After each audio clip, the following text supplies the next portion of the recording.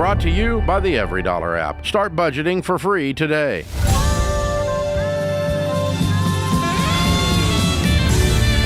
Live from Nashville, Tennessee, this is The Ramsey Show. I'm John Delony, joined by my good friend George Kamel, and we are talking everything money and building wealth and doing work that you actually want to show up for. Talking about your marriage, your relationships, your mental and emotional health, whatever you got going on in your life, we're here for you.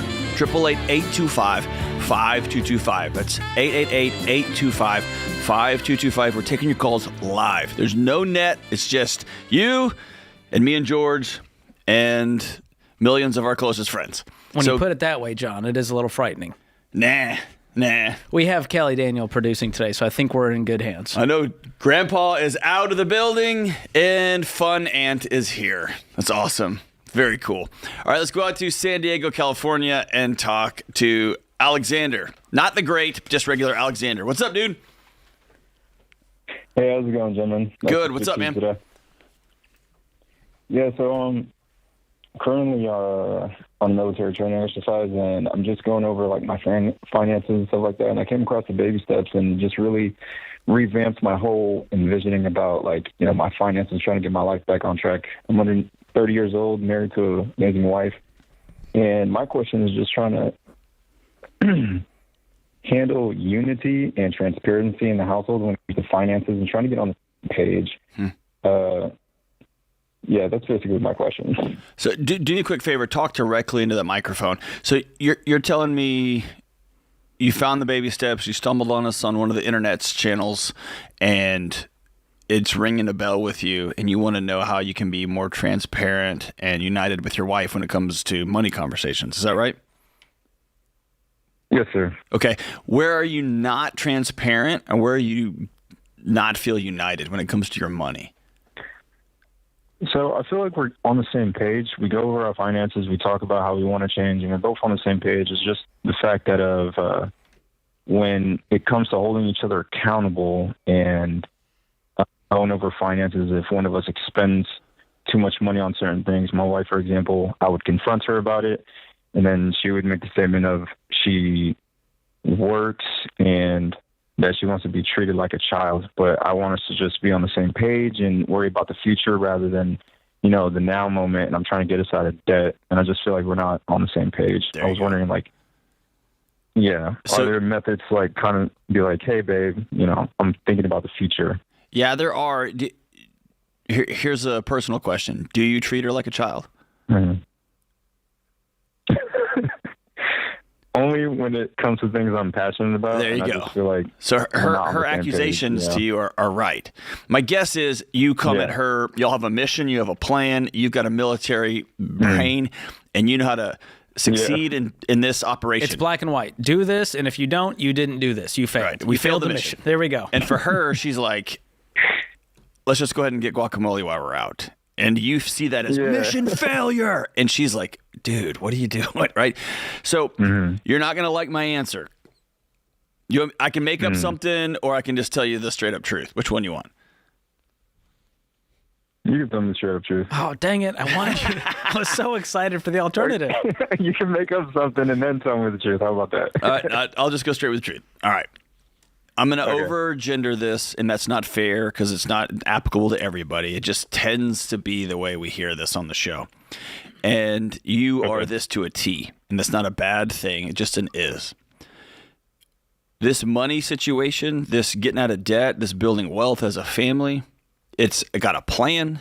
It is an ABCD, or actually it's a steps 1 through 7. That's a solvable problem. It's about discipline, and let's just knock this thing out. For your wife, there is emotion with the spending, with the life I want to live, the way I want this thing to feel, this ride you and I are taking on forever together, having to deal with loneliness while you're out on training or out on deployment, the looking around and making sure our family feels okay, feels right? And so I want you to sit down tonight, take her out somewhere nice in San Diego. And she's going to say, oh, I thought we were on a budget. And you said, I'm just pausing it for one meal. And I want you to take her out, and I want you to put your spreadsheet, because I know you knucklehead have already put this in a spreadsheet. And I want you to, however you've mapped it out, I want you to put it on the table. And I want you to say, this was me trying to love you, and I'm sorry because I was wrong. And then I want you to look at her and say, I am scared to death about our financial future. I'm nervous that I'm not providing enough. I'm nervous that we're going to be 35 years old and we're not going to have enough money in the bank. I'm nervous about kids we have yet or don't have yet and them going to college. I'm scared to death about all of this. Yeah. I don't know how to best walk alongside you, and I feel like you don't hear me. So teach me some language where I can communicate, because when I come at you and I'm like, you spent money and you did this, and then she feels like, oh, I'm getting parented, which makes her want to spend more money, right? Here's the magic word that you're going to hate. You got to be vulnerable and tell her what you actually feel. Okay. And you have had that trained out of you, appropriately so, but you have to do that in this situation because she's not responding to your charts and graphs. She will respond to your heart. That's beautiful. Is that fair? Yeah, I appreciate that a lot. Thank you. So what does underneath the charts and the graphs and the money and the I want to drive nicer cars and finally be able to buy a house in San Diego, California, underneath all that, practice with me. What's your heart on this deal? What scares you? Honestly, like, get it to a T. I feel like I'm 27 and I'm just now educating myself on all this. And 5 years from now, I just want to be able to provide and be the man that, I didn't have growing up as a father figure. Just be the man in the house and take care of my wife. If she hears those words, it's going to change her entire attitude toward this plan. And if you couple that with, hey, yes, I want to make this fun. I don't want to make this feel like boot camp. What would make this fun for you? What are some things we can do to celebrate the wins? Maybe she's in charge of the visual graphs and things we can fill out and the color charts, and we celebrate every $1,000 we pay off. Remind yourselves of the why you both agreed that this was the right path. And think about where you're going to be 5 years from now and how grateful you'll be for the choices you made day to day. Do you get worked up? Yes, sir. Do you have when you get fired up, do you get pretty worked up?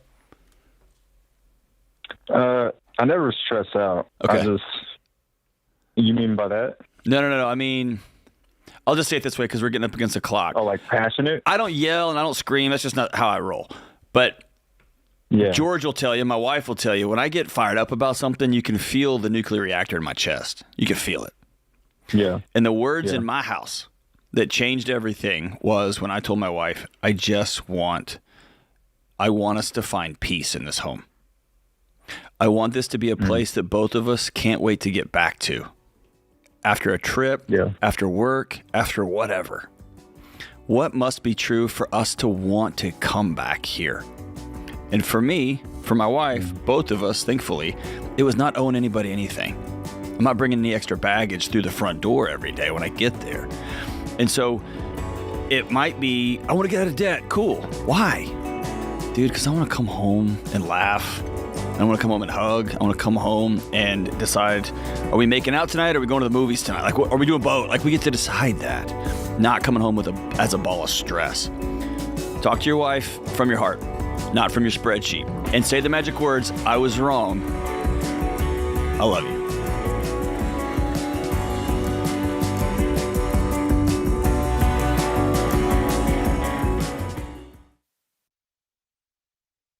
You've been gazelle intense, you've eaten more beans and rice than you knew existed, and now you're ready to make your biggest investment better. Blinds.com is a great way to dress up a room or your entire home. Whether you're comfortable with do-it-yourself projects or you don't even know what a Phillips head screwdriver is, well, trust Blinds.com to take care of you like Ramsey would. You can do the measuring and installation yourself, or you can let Blinds.com's professionals handle everything for you. Blinds.com offers a completely hassle-free experience. Count on them to deliver stylish window treatments from premium brands without the premium markup. You'll never have to deal with pushy salespeople in your home just to get a quote. But you can count on free shipping, free samples, and a 100% satisfaction guarantee so that you can rest easy. That's why we've recommended Blinds.com for over 10 years. Get 40% off site-wide for a limited time at Blinds.com. That's Blinds.com. Rules and restrictions may apply.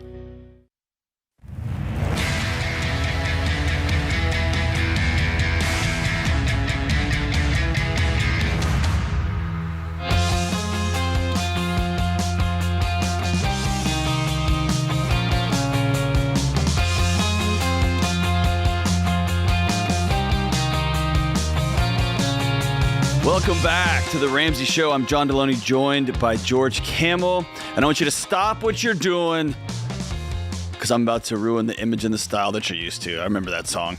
Hey, listen, don't miss your chance to join us on the Live Like No One Else cruise. The cruise, a 7-day cruise. There's going to be Kool-Aid everywhere because this is Ramsey people, like in the cult people. It's going to be the greatest cruise of all time. 7-day cruise with all the stops throughout the Caribbean, the ultimate debt-free celebration. You're going to be on board with me, George, all the personalities, Dave, lots of special guests, fancy comedians, musicians. It's just going to be rad. We're going to be going all over the place. We're taking over the entire ship. The whole ship. We're going to Turks and Caicos, St. Thomas, Puerto Rico, the Bahamas. Come on, pretty mama. Wow. There was a lot going on there. But we're not going to Key Largo or Montego. That's the next cruise, hopefully. Hopefully. When's it happening, John? It's going to happen March 22nd through 29th, 2025. Which means you got time to plan, time to budget. Well, here's what's awesome. Time to get your deposit in. This is for people who have paid their debts off. Yes. They have their fully funded emergency fund. And all you have to do is put down a $600 deposit. So you don't have to put the whole cabin down and all that kind of stuff. $600 deposit. Just seriously do it right now. Tell your family we've got spring break taken care of this upcoming year. You never plan anything. You never do anything. You always make me plan everything. I got you, honey. $600. Put it down right now. Go to RamseySolutions.com/cruise. The cabins will sell out. This whole thing will sell out. The last time we did this, it sold out. And then we had the COVID. And now we're bringing it back. So this thing's going to sell out. RamseySolutions.com/cruise. Just put down your $600 deposit right now. Tell your whole family how much you love them. You've already taken care of spring break. And let's get this thing sold out and off to... Which one of these places are you most happy about? I think Turks and Caicos just sounds the fanciest to me. I've been to 0 of these places. Exactly. Yeah, anything's fancy to me. Because Yeah. I've never been on a cruise I went in to my adult Arby's life. the other night. I just stopped for a minute and took it all in. I was like, this is a nice place. Yeah, I'm excited just to get to go on this cruise. Exactly. And you're going to provide some entertainment. I heard you're going to be doing all the guitar solos from your favorite songs. Just the solos. No backing music. I heard you're going to be in the corner like doing stand-up jokes. I'm actually thinking about it. That might be one reason to go. You should say that off air so that people will actually put down their deposit. That's fair. It's going to be tough. Maybe we'll do a comedic duo. We'll be like a Steve Martin Short thing. Probably not going to happen. Okay. That won't happen. But I think it could be great. It could be great. We'll do that in the Bahamas. Why there? Let's go out Okay. to Alberta, Canada, and talk to Jesse. What's up, Jesse? Hi there. Thanks for taking my call. Of course. What's going on? So me and my husband have paid off $200,000 in debt in the past 2 years. Yeah, Amazing. dude. What'd you sell? Pardon? Did you sell something? Well, I sold one house, but so we still have 4 mortgages. So we still have about $240,000 in debt with our 4 houses. Okay. And I'm wondering what you would recommend how to go about this. Like, what plan of action should we take? So you've got your primary home. Does that have a mortgage on it? Yes, I owe $80,000 on our primary home. Okay, and then you've got some rental properties. What are these? Yeah, so we have 3 rental properties, one owing $26,000, one owing $55,000, and one owing $81,000. Okay, and you have no other debt. No other debt. Wonderful. Okay, well, your smallest one at 26. Now, you don't really follow a debt snowball per se when it comes to mortgages unless it just works out that way. So generally, we would say, hey, pay off your primary first. That's where you put your head down. I want to have less risk there. But since you have 26 on one of the rentals, you could knock that one out, freeing up a payment, and then tackle the next one, and then tackle the next one. Because my guess is you pay all this off in the next 2 years. Yeah, how much 2.5 money do you years? make? How much money are we making on the properties or personally? What is your take-home income? Like, what's on your tax return? Well, I'm on maternity leave right now, but when I was working prior to that, I made before taxes about $225,000, and my husband was about $150,000, I think. What will you make this time next year? Will you be back to $275,000? Probably about $150,000. You'll be at $150,000 for me, and then and then he'll probably be around that $120,000 mark or more. Okay, so let's say you're bringing in $300,000. Could you still throw $100,000 a year toward your debts, like you have been? Yeah. There we go. Yeah, so either way, this plan is done. You shouldn't pay what? Yeah, so you think we shouldn't sell one of them to pay off? I would. Oh, I mean, if one of them gives you a headache, sure. But because you could pay all this off in 2.5 years, if you said, we love them all, we want to keep them, we're going to knock it out in 2 years, we'd say, all right, fine. But if one of them, choose your least favorite and sell that one, and it speeds up this whole process. And that's what Jesse, I have had the fortune over the last 4 years since I started working at Ramsey to actually spend time around real estate people. And they're nuts in all the best ways. You don't sound like a real estate person. I actually do sell real estate. Oh, you do? Yeah. So you sell it? I sell it, and I bought my first property when I was 19, and I just started buying them. So we had 5, and then I just sold one. You're the first real estate person I've ever talked to that it doesn't feel like we have to pry a property from their fingers. What John is saying is you're level-headed, Jesse. Well, thank you. Maybe you're a medicated real estate person. So is there person. one of these that, like, it's been a real burden, it's not been fun, the tenants that we've had issues, it's not cash flowing very well? Is there one of those you go, hey, we could sell this one, use the net proceeds, and start to pay all these off? Okay.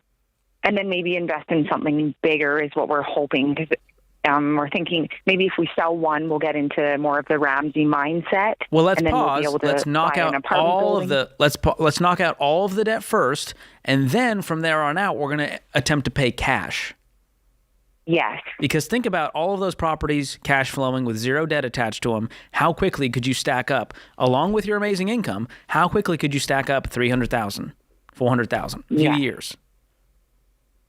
And so I think we pay all these off, and then we go slow. So let me ask you this: on the house that you owe 80 on, what's the equity in that home? What's it worth? On our personal home, we could sell it for probably $300,000. What about the other rental home that you owe 80 on? The other one about probably $289. But I would want to sell the one that we owe $55 on if I was to sell any of them. Okay, what's the equity accrued on that one? We could probably sell that one for $150,000. Okay, so you'd probably net somewhere around 80, and 90. You're selling that one, and then you could use that to sell off, to pay off your primary instantly, freeing up your mortgage payment, and then almost paying off the one that you owe 26 on.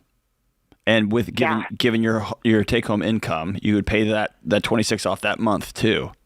So if you sell the house that you owe 55 on, that pays for essentially that and a little bit more of your take-home income pays for your primary residence in the 26. And then you and your husband shake hands, y'all high-five each other, and y'all go scorched earth and pay this other one off. So pretty much in 1 year, you will have 3 paid-for houses. 3 paid-for properties.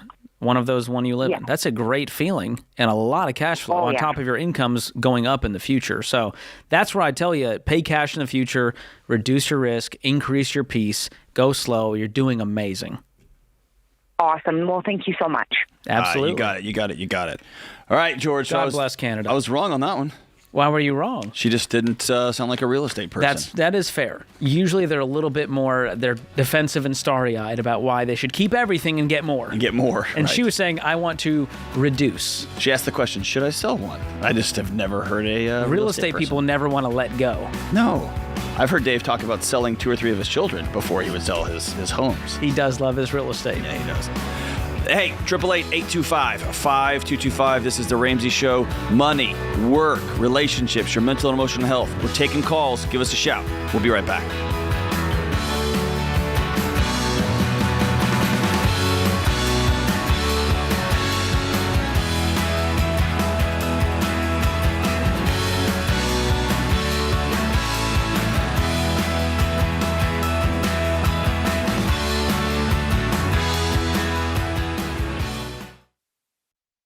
Hey guys, here's a quick math refresher. There are only 24 hours in a day. So you and your team need to streamline time-consuming tasks to focus on the activities that actually make money. Smart businesses are realizing that to reduce headaches as they scale, they need NetSuite by Oracle. NetSuite is the #1 cloud financial system, bringing accounting, financial management, inventory, and HR into one platform. With NetSuite, you reduce IT costs because NetSuite is cloud-based. You cut the cost of maintaining multiple systems because you've got one source of truth. And you improve efficiency by bringing all your major business processes into one platform, slashing manual tasks and errors. So join the 37,000 plus companies, including Ramsey Solutions, that have done the math and are boosting their efficiency with NetSuite. And right now, download NetSuite's popular KPI checklist designed to drive the right behaviors for your business absolutely free at netsuite.com/Ramsey. That's netsuite.com/Ramsey to get your free KPI checklist.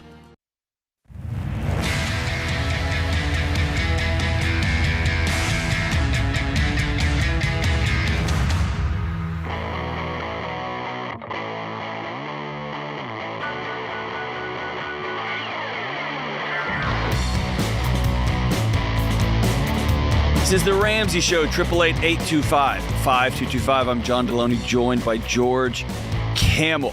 Don't forget, go to RamseySolutions.com/cruise. Let's sell it out today. Put your $600 deposit down, RamseySolutions.com/cruise. Let's go out to Wilmington, Delaware, and talk to Chloe. Hey, Chloe, what's going on? Hi, how are you today? I'm good, and you? I'm doing well. Awesome. What's up? So I am on baby step 2. I have about $17,000 in federal student loans. This is the last of my debt that I have to pay off.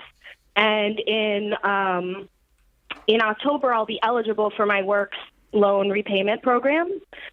They would give me potentially up to $10,000 per year. I would have to apply each year. And in exchange, I'd have to agree to stay there for 3 additional years. Wow. So my question is, do I just stay at my job and go through this program and potentially have the loan paid off in maybe 2 years? Or do I attack this debt the same way I attacked my other debt? What do you make? $85,000 a year before tax. So you could knock this out. Let's just play out 2 scenarios. One is you knock it out on your own, and you're done with this within what? I'm going to give it 8 months. You could pay this off, making 85 with that being your only debt. Definitely, right? yeah. Then, now here's the upside of that. You are free to move about the country. If you find a better job, if you've got a toxic boss, if things go down at work, you can just leave. Or here's the upside. You basically get a $10,000 raise temporarily, but you're on the hook to basically stay there the next 5 years. Right. That part scares me. I don't know there's enough reward here for the risk involved to have the golden handcuffs. That's one man's take. George, as George just said that, I puckered up. Like, what's 3 years of your freedom worth? Right. So I'm not saying that it's a terrible That's deal. not rhetorical. You tell me. Like, what do you think? If you love this job and you never want to leave and it's all good and great and wonderful and grand, maybe that's a risk worth taking. Honestly, yeah, I don't have a desire to leave right now. I could see myself here for a long time. I'm feeling pretty comfortable with everything. And but what again, if you get a headhunter who goes, "Oh my gosh, Chloe's amazing. We'll pay you $125,000 a year," and you go, I can't leave. Or your new boss goes, "Hey, a headhunter just called. And they're going to pay me $250,000. I'm out. Here's the new boss, Dan." Mm-hmm. And Dan eats a lot of Cheetos and he has braces and he's 44 and he's gross. And that's your new boss, right? Right. So who knows? Yeah. I guess this I've learned the hard way over the years that the one thing I won't sell is time. Okay. Well, that puts it in perspective. So when I took this job, if I quit today, I can't go start another show, right? For X number of years, right? I signed that. I signed a non-compete here. But that is to not do this particular thing. It doesn't lock me into staying here. See what I'm saying? Right. But yeah, I see what you mean. That's a gamble you take. How much have you paid off? About $5,000 in credit card debt, and then another $6,000 in private student loans. Great. How long did that take? I own my car, so. How long did it take? That's about 6 months. I got really serious in January, so. Okay, so my maybe math was closer to right. 7. 8 months, focus intensity, probably closer to 7. Now that you're going to get aggressive, you could just knock this out and be free. Yeah, I think that makes sense. Chloe, dude, I it just think you know feels what to do. gangster. It just feels baller, dude. I just don't think it's 8 worth months it. and it's mine, and you don't. If it was owe like 3 years they're of my going to life. forgive $100,000 and I need to stay there a year, I'd probably be like, all right, I could stick out through anything. What? Yeah, no matter what, do that. So I don't want to villainize this. It's a nice benefit, but I just don't think the juice is worth the squeeze on this one. Okay. Yeah, thank you. I appreciate that. That definitely gives me a different perspective on it. Excellent. That's what we're here for. And George, I'm trying to play this out. So, if I owed $50,000, nope, because that would be 3 years for They're every paying off $10K a year. Yeah. And each That's $10K owes you 3 years. That's a lot. That's why I don't know if it accumulates. I'm guessing is you just have to stay 3 years beyond whatever they forgave. It's a $3,300 raise a year. But I don't know. I just feel like I can go wouldn't make do that. $10K with a side hustle That's right. and not have to be I was just tied thinking down. I can make $33,000 a year, right? Because that's what the payout is. It's a $3,300 a year raise over 3 years. That's basically what that is. And I would go, you can Uber that. It's not really a gift. It's kind of like a loan with strings attached. And if you follow our thing, then you don't have to worry about it. Yeah. So I don't know. There's just too many. I don't like all the rules and restrictions here. No, thank Rules you. and restrictions apply. Let's go out to Philadelphia, where I was born and raised on the playground. I spent most of my days. Let's talk to Tom. What's up, Tom? Hey, John and George. Thanks for taking my call. You got it. What's up, brother? So I'm looking for some guidance. I'm 33, married. We have 2 kids, and hopefully we'll have another in the springtime of next year. We're currently in baby steps 4, 5, 6, and 7. Now, the one thing is, the house we're in, we will be looking to upgrade sometime in the near future. So I'm just wondering, would it be best, given our situation, to kind of just start stacking cash right now in preparation of eventually selling this house and buying a new one? Or should I continue to just do the 15% investing, pay down the mortgage until that time comes? Well, Tom, the good news is paying off your mortgage is stacking up cash. It's a forced savings plan. Sure. And so here's what I did. We paid off our home, and then we rolled all of that equity, 100% equity, into that next home purchase. And so that's what you're going to be able to do while investing 15%. So you're not unplugging all the future growth that's going to build you a nice, sweet nest egg for those kids one day. And so I would keep with the baby steps. There's no reason to pause right now and stack up cash in your phase of life. Okay. Why don't you just buy the easy house enough. now? Well, we've been trying, so it's crazy here, the housing market. We found a few homes that we love. The one thing is we don't want to rush, right? Because the home we're in has everything we need, but we would want, a little bit bigger of a yard, some more room for the kids and what have you. And the few that have checked all of our boxes, basically just we got outbidded on. We weren't willing to go as high as others were, and we're comfortable with that, but that's kind of why we're just in the waiting game, waiting for the perfect home to come along that, we're willing to just throw out all the stops for. Oh, that makes sense. That's wise. Are you working with a real estate agent right now? We are, yeah. We have a great real estate agent up here. She's been a saint, very patient with us as we, look through dozens of homes at a time and just say, no, not quite right. Yeah, that's the game. But you guys are doing the right thing. Unless there's some crazy issue, an emergency where you have to pause and stack up cash, then I would just keep on. You got the emergency fund. You know your health insurance. You know your out-of-pocket max. Not your first rodeo with kids. And so just keep on the baby steps, man. Awesome. All right, guys. Well, I really appreciate the time. Thanks for everything you're doing. You got it, my brother. George, I have been guilty over time of planning for things in the future that may or may not happen. Having another kid, getting another job, getting another raise, whatever. The Astros finally trading for somebody that they could win. Let's not get crazy, John. I know. And it's not like, I guess I start dreaming in the present. I start looking in the present, and in a strange way, it robs me of just joy. And it helps me, it encourages me not to sit in and be a part of the life that I'm living right now. That makes sense? Absolutely. I relate. One of the challenges, I think, as he was talking about, we hear this all the time, it's about the money part. I just feel like I can get one step closer to this imaginary future if I just have a bunch of cash versus let's just keep doing the next right thing or the next right thing. And if you need to buy a house, then we'll sell yours. That's fine. But it feels like there's this sense of freedom. I'm just going to put that money in the account. And what has happened in my life is this dream I had doesn't work out. I haven't paid my house down, and I've spent this money on, well, then the car breaks, or somebody's got a great idea. I got ripped off on human nature kicks boat in. I bought off Craigslist, right? Yep. It kind of goes away. And that's why I like to force the discipline. Get that money out of here. I don't want to see it. Okay. Put it in the house. Put it in the 401k. Don't allow me to touch it because I'm human. Because even the best of us, it gets us. I will screw this up. 888-825-5225. That's George talking about his dating life. He will screw this up. We'll be right back.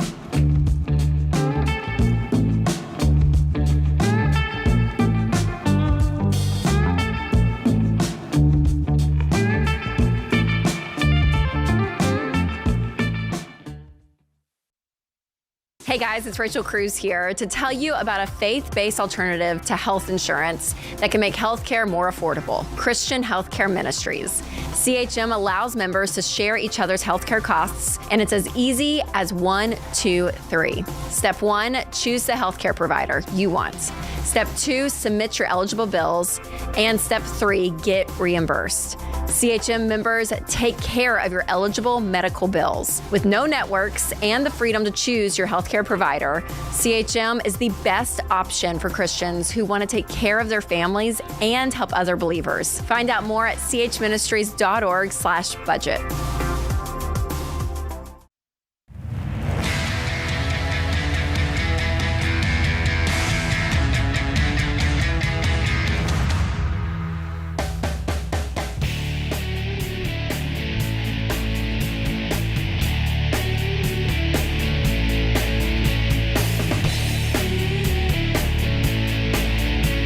Welcome back to the Ramsey Show, 888-825-5225. We've got Will Rudder filling in on he turns all the knobs over there, and he is the world's greatest Smashing Pumpkins fan. Obsessive.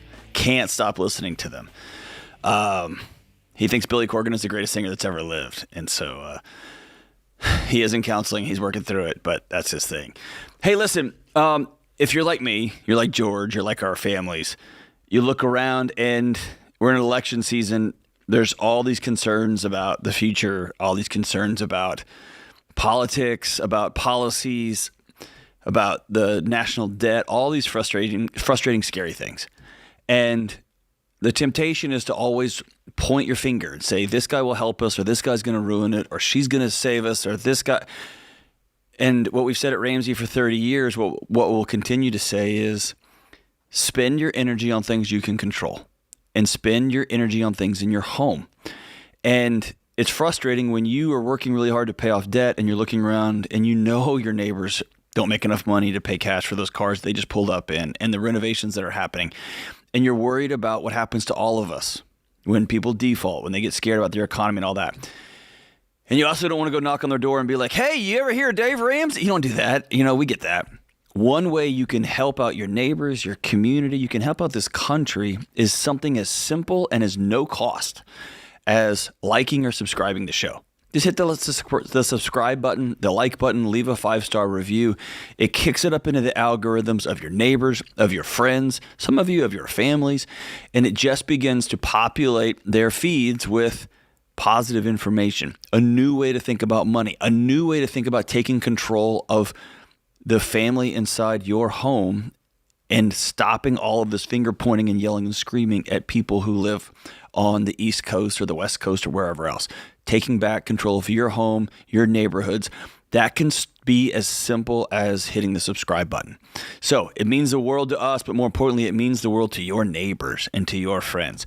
So thank you for helping everyone out by hitting subscribe, like, 5-star reviews, the whole shebang. Wow, that was inspiring, John. I feel like it's my civic duty now to hit the subscribe button. That's where we are, right? It's an American right that I get to have. It used to be, I'm going to put a sign in my yard, or it used to be, I'm going to go knock on doors. Now it's as simple as, hey, will you hit subscribe, and everyone in your geolocation will begin to get this feed a little bit more, and it will begin to encourage people to say, hey, you don't have to have that car. You don't have to have that much angst in your home. You don't have to have that kind of debt, and that means you don't have to have that kind of going on all the time, right? And it can just lower the temperature in the whole country. That's what we need. There you go. Let's go out to San Diego, California, and talk to Sarah with an H. What's up, Sarah? Hi. I want to take a quick moment before I ask my question to just say thank you to the whole Ramsey team. My mom took Financial Peace University in the 90s, and I took it 17 years ago. We're both multimillionaires now, and you guys have truly changed our family tree. Woo! So I just wanted to say thank you. That's amazing. So, well, thank you for sharing, Can I push Sarah. back on one thing you said? Yes. We didn't do anything. We Especially John and I. Yeah. George wasn't born yet when Dave started. But we run our mouth on the radio. You and your mom are the ones that day in, day out, week in and week out, put money away, didn't borrow money, lived a different kind of life so that you can have this moment right now. So hear us say, we accept your gratitude, but we want you to hear us say we're proud of you. It's awesome. Thank you. So what's up? So I have a 13-year-old daughter, and 5 years ago there was an accident, and she got third-degree burns. She received $185,000, which she'll be able to access when she's 18. I've never told her about the money, and I'm wondering when I should. Do I wait till she's 18? Do I tell her now? How do I prepare her for this? And what can I do to help her spend the money wisely? Yeah, that's a great question. 13 is pretty young. And I have a 14-year-old, and I've got an 8-year-old, and I spent my career working with college kids. I would wait until we get much closer, and the conversation around that money, I would have it as directed as possible, meaning I would really dig into where do we want to go to college? How are we going to pay for housing? What do we want to do when we get there? And then we can begin to have that conversation with some direction, not just, hey, there's going to be a big pot of money that deposits in your account. But I think beginning to set up that conversation at 16, at 17, at 18, and I would get more specific around the 17, 18 years about how much money is actually there. Or maybe say things like, there's enough money to pay for your entire undergraduate education. There's enough money to get you a car that can go to and from college, that can pay your college off, and that can put a down payment on your first home when you get out, or whatever the deal is. But 13 is too much. It's a big number. And then you get into 16 and 17, you get that's mine. When do I get mine? I want this. And versus a very directed, here's what this money is probably going to be best used for. I like that. Do you see any sense where your kid, 13, who knows? There's a fabulous, I think it's a Mark Twain quote that says, when I was 14, my dad was the dumbest guy in the world. And when I came home at 21, I was stunned at how much my dad had learned in 7 years, right? It is, so entering into 14, 15, 16, that's just the Wild West, right? But do you have any sense now that you're raising a young daughter, and I can't imagine you're raising a daughter that's going to be bananas with money? Or are you already teaching her the principles on how to live and how to give and how to save? So I've been teaching her the principles. We started with Dave Jr. many, many years ago. Amazing. But of my 3 children, she's definitely my impulsive spender, can't save a penny Sure. of the 3. So. Sure. So yeah, I think continuing to instill those lessons, letting her practice along the way, and letting her be a part of tips, letting her be a part of saving, letting her be a part of, hey, Mom, I want to buy that, and you saying I'll buy half of it, but you're going to have to save for it, and letting her feel what the frustration of holding off on a purchase, and then the excitement about buying, and then also the frustration that money's gone now. Let her practice maybe a little bit more you would let another kid, because she's going to get the keys to a giant truck when she turns 18. Yeah. Do you lose all custodianship of that money when she turns 18? Yes. I had the option to put it in some sort of like annuity type plan, and I didn't want to do that because I was worried she would sell it for 40% or whatever kind of, scam you can get roped into. Yeah. So I went for the full sum, but I am terrified that she might make bad choices with it. Yeah, you're a good parent. We all are. You right? got 5 years and a lot of growth and maturity to do exactly what your mom did with you and go, here's a wise way to handle money. Here's the way that's caused us to build wealth and have more peace in our house. And here's what it's going to take for you to follow in those footsteps. And, if she learns that money comes from work and she learns the dignity of earning as she gets her first job and saves up for that thing, then money will just make her more of whatever she is. And the goal for every parent, of course, is I want my kid to be generous and wise and diligent with the money and not wasteful and impulsive. And I think over time, every 13-year-old's impulsive. It's rare to meet the ones that are like, I've been saving since I was 8. Like, I even wasn't like that, and I'm the biggest nerd out there. Every 18-year-old is impulsive, too. And 21-year-olds are impulsive. My friends with full sleeve tattoos tell their kids, not till you're 25, because you're going to think something's really cool when you're 24, and that band is not that cool, right? Yep. So, similar here. What would be a fun exercise for you guys to do?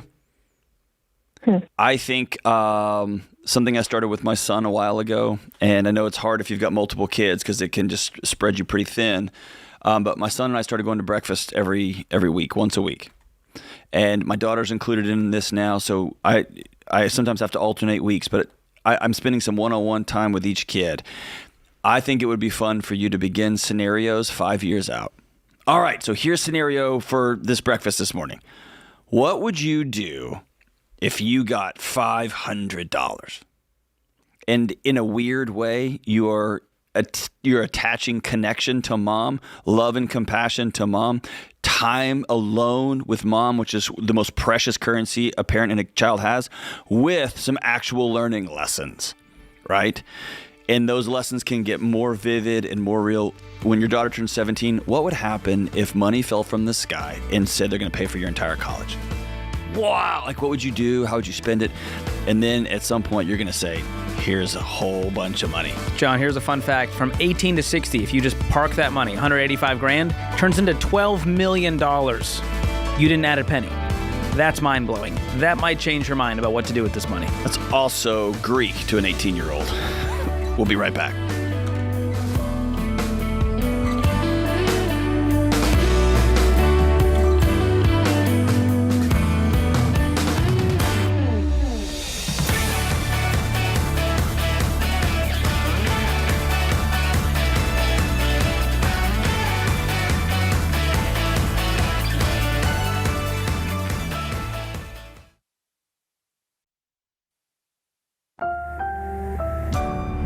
Brought to you by the EveryDollar app. Start budgeting for free today.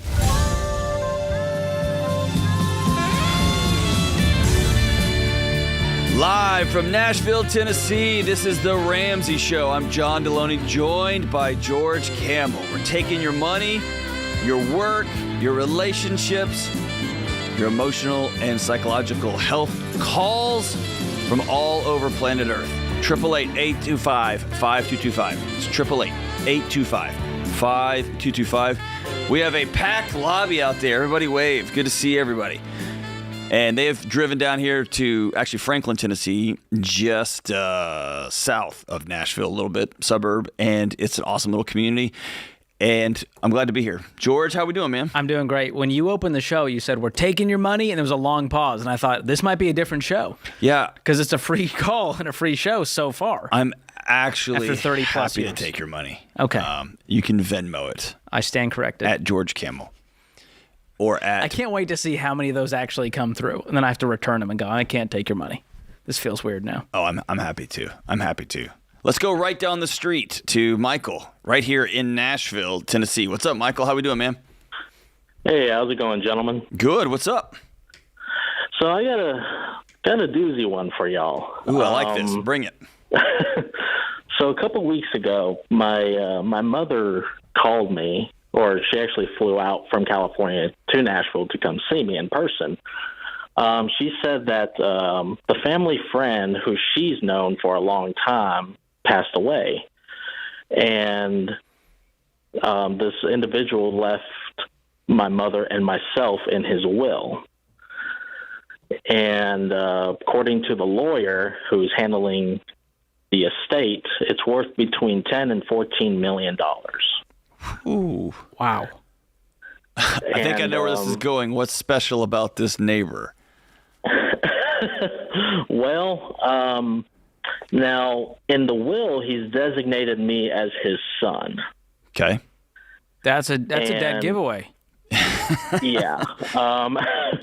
And I've asked, my mom, like, why would he, like, I've never met this man, never met him before in my life. He used to send me birthday cards every year for my birthday. Mm-hmm. And whenever I would ask who this guy was, she would always say, oh, he's just a friend of mine, known him for a long time. Just don't worry about it. Until now, now she's revealing that there's a good chance that he might be your real dad. Okay.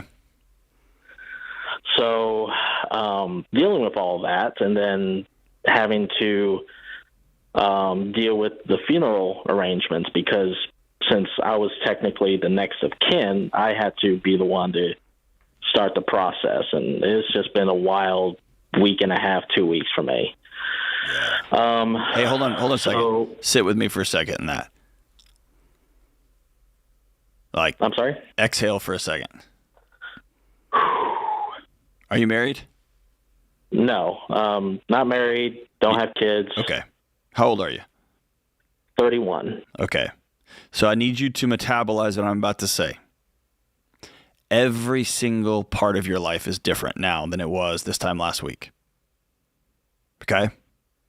And any attempt you try to make to, quote unquote, get back to the way it was before mom came to visit is, I'm telling you, it's a choice to be miserable. Okay? Everything is different. You're a multimillionaire. You have a dad that you never met, that actually lived down the street from you, that sent birthday cards but never came and hugged his son. You have a mom that didn't tell you the truth for 30 plus years, and on and on and on. Everything in your life is different now, okay? Yeah. And here's why I'm telling you that. You're going to feel disoriented, and you're going to feel messy, you're going to feel angry, you're going to feel super over the moon, you're going to feel a lot, and I want you to know that all of those feelings are right and okay. Because a bomb just went off in your life. And it left, what, $7 million if you split that with your mom? Yeah, how it's structured, if I could go into a little bit go for it. On how it's structured is we won't necessarily be able to collect the liquid cash that's in it because it's all tied to stocks and mutual funds and such. So me and my mom are splitting the dividends, the interest, and whatever income that trust brings in, which is about, on average, according to the lawyer, about $500,000 a year. Why can't you sell the stocks inside that trust if you're the sole heir? Well, the trustee is his lawyer, so he has complete authority and discretion over how the trust is, given out, and he feels that this is the best way since I've never handled this kind of cash before. So, Michael, before the day is over, I would hire an attorney, and if you don't have one, I'll send you the name of the guy that I use here in town because you live in my neighborhood. But I would have your attorney look over these documents. Okay.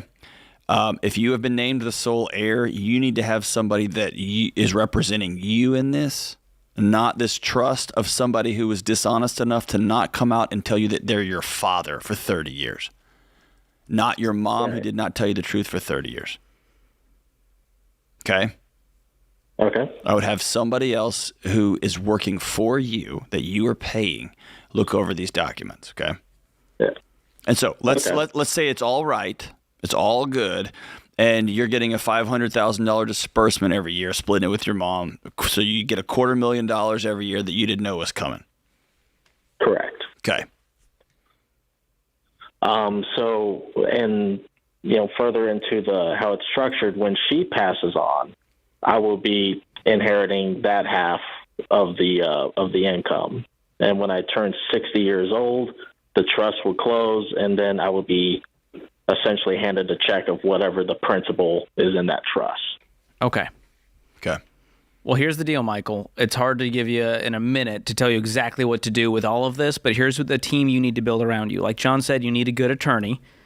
You need a good insurance broker. You need to make sure you have all the right coverage in place, liability. This adds risk to your life, so you're going to need a good umbrella policy. You're going to want a good real estate pro. And all of these you can get at RamseySolutions.com except for therapist and attorney. So I just want to caveat that. A good real estate pro. Do you own a home currently? No. Okay. Not currently. That's probably going to be soon in your future. A good investment pro as well, because even the money that's coming in that you're peeling off of this thing, you're going to be investing a big chunk of this. And then lastly, a good tax pro. A CPA in your corner to help you minimize the amount of taxes you're paying on all of this income and help you strategize. So go to RamseySolutions.com. You can find all of those pros to help you through this. We want to walk with you in that way.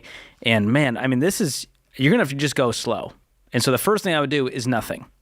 And just grieve all of this, feel it all. Therapy is probably the number one thing, followed by an attorney. I'd call a lawyer first. Yes. Yeah. Those are the two. Because, Michael, I want to get the nuts and bolts of this thing. What did your mom tell you? Did y'all have a good, open conversation? It was a good conversation. She told me the reason why, he didn't really stick around. His issue was, he couldn't commit. He wasn't a bad guy per se. Michael. I'm the father of 2 kids. He was not a good man. Okay? He left you a lot of money, and he made a lot of money and all that. But good men, they go to war for their kids. Okay? Yeah. I want you to hear me say that. You are worth having a dad around, and I'm sorry you didn't have that. Whew. You got a long road ahead of you, but man, there's some blessing there too. We'll be right back.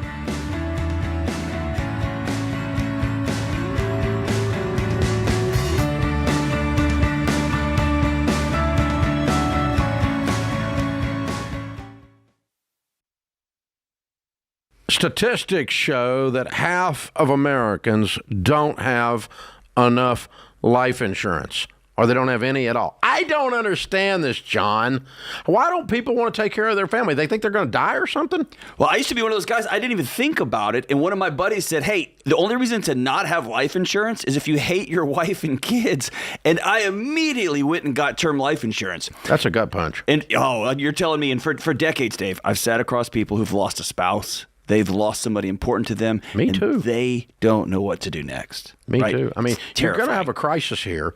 And, you got 2 options while you're sitting and talking to a young widow. She's concerned about how she's going to invest all this money properly and not mess this up, or she's concerned how she's going to eat tomorrow. That's exactly These are the right. 2 options. And take care of your dadgum family, man. Term life insurance can replace income, pay off debts, cover funeral expenses, so your family can actually have the opportunity to just be sad. Yeah. To just miss you. That's exactly what it's supposed to be.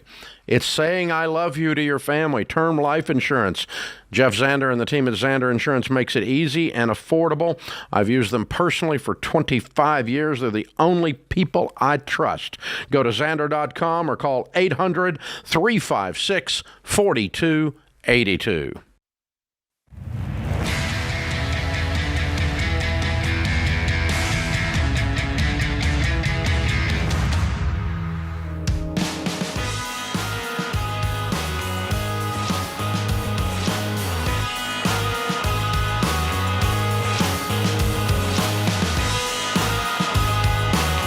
Welcome back to the Ramsey Show, 888-825-5225. Man, we just went out to take some photos in the lobby and sign some books, and it is pouring down rain out here, and we have needed the rain, and it just puts everybody in a good mood out here. I know I'm getting old when I'm like, thank God for the rain. Yeah, I love rain. Don't have to water the grass. It's been so parched out there. Today's question of the day comes from Molly in West Virginia.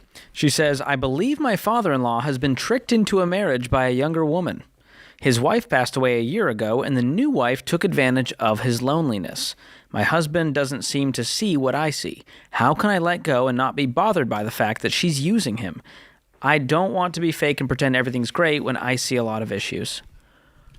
Okay, let me understand this, John. My father-in-law has been tricked into a marriage by a younger woman who's taking advantage of him, and the actual son is not seeing this. He's like, nah, this seems totally fine. Yeah. So there's a lot of issues here. Number one is the husband and wife aren't on the same page, on top of this father-in-law maybe getting scammed. I don't know. There's too much we don't know. Well, and there's also, is this like a, just his name just slipped my mind, but like an Anna Nicole Smith situation where he's 90 and she's 25, or is it he is 70 and she's 55, right? So I don't know what younger woman means here.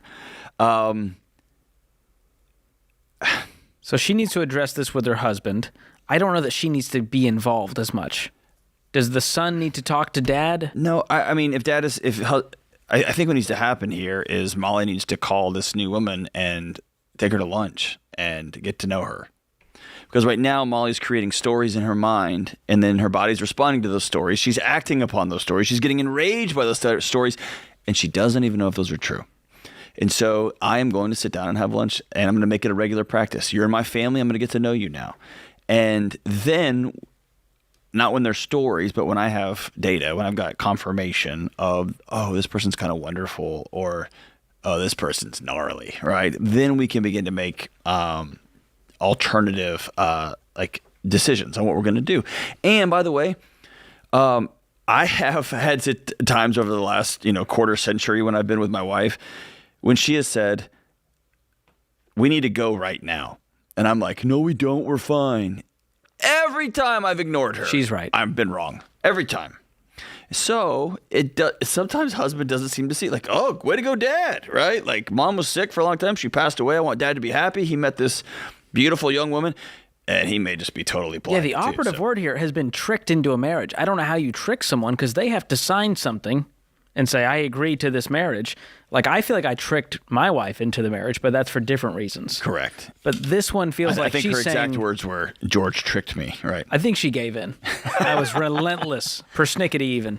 So, yeah, there's too much we don't know. Molly, I hope you call the show because I want to learn more about this situation. Yeah, I don't feel like I have enough information here to pass on this. The one thing I will tell you is spend as little time possible making up stories about why other people are doing what they're doing, what they're thinking. And by the way, we all do this, listeners. You know that politician, he's just, that company, they're just trying to, you don't know. And so all you're choosing to do is to make up a story that makes you feel a little more powerful, a little more safe, and then you're going to war over that story. And it may or may not be true. So invite somebody to lunch. Talk to them. All them Democrats, or all them Republicans, you don't know them. Let's go to lunch. Let's go figure it out. Let's go talk. And that's what Molly, that's my, with the little amount of information we have here, I would suggest you call this new wife, and because now she's your, what would you call her, a stepmother-in-law? Oh, I didn't think about that. This is turning into a country song real fast. This is a very West Virginia call, right? 100%. So I would reach out, Molly, and but at the end of the day, she can't control father-in-law and his decisions, whatever it is, financially, relationally. So there's a part that she just has to also let go and go, well, I did my part. I'm going to sleep well at night knowing I tried to warn him. Yeah. So how can I let go? I want to lean into the relationship, and if it's confirmed, then I can walk away. I can set up boundaries, and me and my husband will talk about that. And then hopefully, and I say this with all due respect, Molly, hopefully you're wrong. Hopefully this woman isn't a trickster. She's not a jerk. Yeah, she's way younger, and yeah, it might look weird at the grocery store, but she's actually pretty great. And she's going to have, her and your father-in-law are going to have a great end of life season, a great fourth quarter together. It'll be awesome. Let's go out to New York, and talk to Jorge. Hey, George, what's up, man? Hey, guys, what's happening? Man, we are making it rain out here, literally. It's the summer of George around here. What's up? All right, so a little bit of a backstory. I called in about 3 years ago, and Dave put me on the right track. We just paid off all of our debt, except we do owe $38,000 on our home. Whew, you're close. Great Congrats, progress, brother. man. All right, so here's where it gets interesting. So where we currently live, it's, very congested area. We each drive about an hour to work every day. Sometimes that commute could be 2 hours, really depending on the traffic and what's going on. We really don't like the area that much anymore. We've been there 24 years. We found a house out in the woods, so basically a brand new construction home. And what we want to find out, is it an okay financial move to buy this new home? Can you afford it? Well, can you afford it? I feel like I can. What's your current house worth? 25%. We're figuring out the 25% rule. We feel like we're way under that. Oh, okay. So what would your commute become once you move? 30 minutes. I like that. So what are the downsides here? I guess the downsides would be, of course, like I said, we're almost, our house is almost paid off, and we'd probably be taking on about $100,000 mortgage by the time, we net after closing cost and all that sort of stuff. You'd be taking a mortgage of $100,000? Yeah, it's probably what we're looking at. I would do this tomorrow. And how quickly will that get paid off with your income? Well, we're going to do a 15-year, but I feel like we could probably pay that off in 5 or 6. What's your income? Household? We're making $150 a year combined. Okay. Could you throw upwards of $50,000 a year toward the mortgage and live off the 100? I don't see why not. Well, then it's gone in 2 years. You'd be debt-free in 2 years. That's basic math. We ate beans and rice for 3 years, so. So there you go. Just set a goal. It doesn't need to be crazy, but set a goal and say, in 2 years, this new mortgage is going to be paid off. And instead of 1 year from now, we'll be debt-free. If we move, it'll be 2. Whoop-de-doo. And you get your life back. I would do this. And George, I'm becoming more and more, I don't know if it's bullish or bearish. I'm becoming more careful about how I can buy back time. And you and your wife will be buying back an hour. Hundreds of hours a year. One way every day. Right. And over the course of a week, you're buying back 5 hours. So ask yourself, what would we charge? What would we pay for half a day together every week? That turns into you just bought a full day of time together, not including sleeping time, but we bought 10 hours every 2 weeks, just in commute time. Gotcha. I mean, I would do this tomorrow. Well, here's the strawberry on the top. So the house that we're selling probably could use about $90,000 of work, but we can currently sell it at $300,000 as is, no problem tomorrow. This will be a new construction home, brand new house. Sell it tomorrow. Call the realtor today. Go to RamseySolutions.com/agent. Get yourself a Smart Investor Pro. A Real Estate Pro, and get that thing on the market in the morning. Awesome. Congratulations, man. You're gonna have to get a chicken coop. You're gonna have to get overalls, a straw hat, the whole thing, brother. Maybe a bunker could be cool. Yes, you're gonna have to get a bunch of deep freezers and ask people if they've heard about meat prices. You're gonna be the whole out, like you're gonna be one of my neighbors now. I can't wait, dude. Congratulations. Hey, you've done it right, and you worked really, really hard for this moment. For this moment when you and your wife say, hey, let's buy back some time. Let's buy back a different kind of life. We're on it. We'll be right back.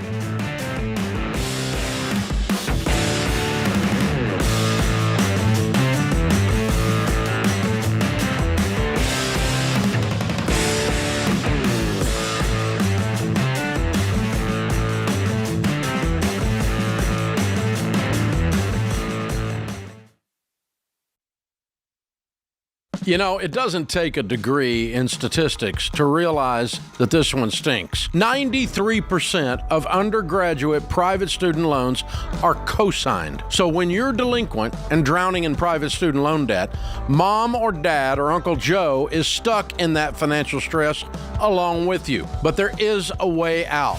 Why Refi? Why Refi offers a custom refinancing option with a fixed rate loan based on your ability to pay. And the average interest rate Why Refi offers is 3.9%, which can significantly reduce your monthly payment and decrease your total cost.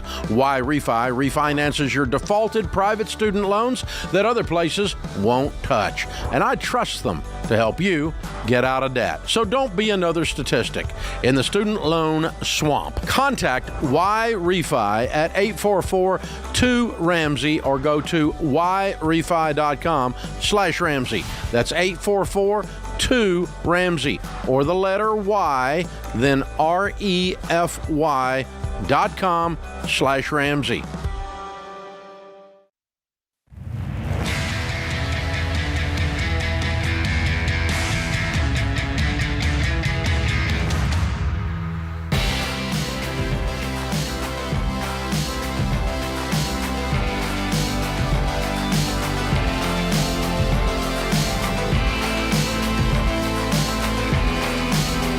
Triple 825-5225. This is the Ramsey Show. I'm John Delony, joined by George Kamel, taking your calls on money, life, relationships, your mental and emotional health, your work, all of it.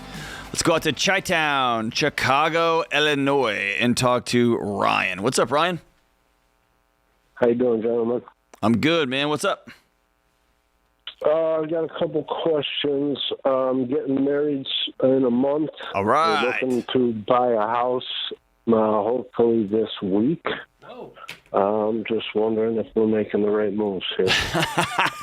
That's a lot, man. You're making two of the biggest life decisions and throwing the biggest party of your life with all of the headache and chaos and joy all at once.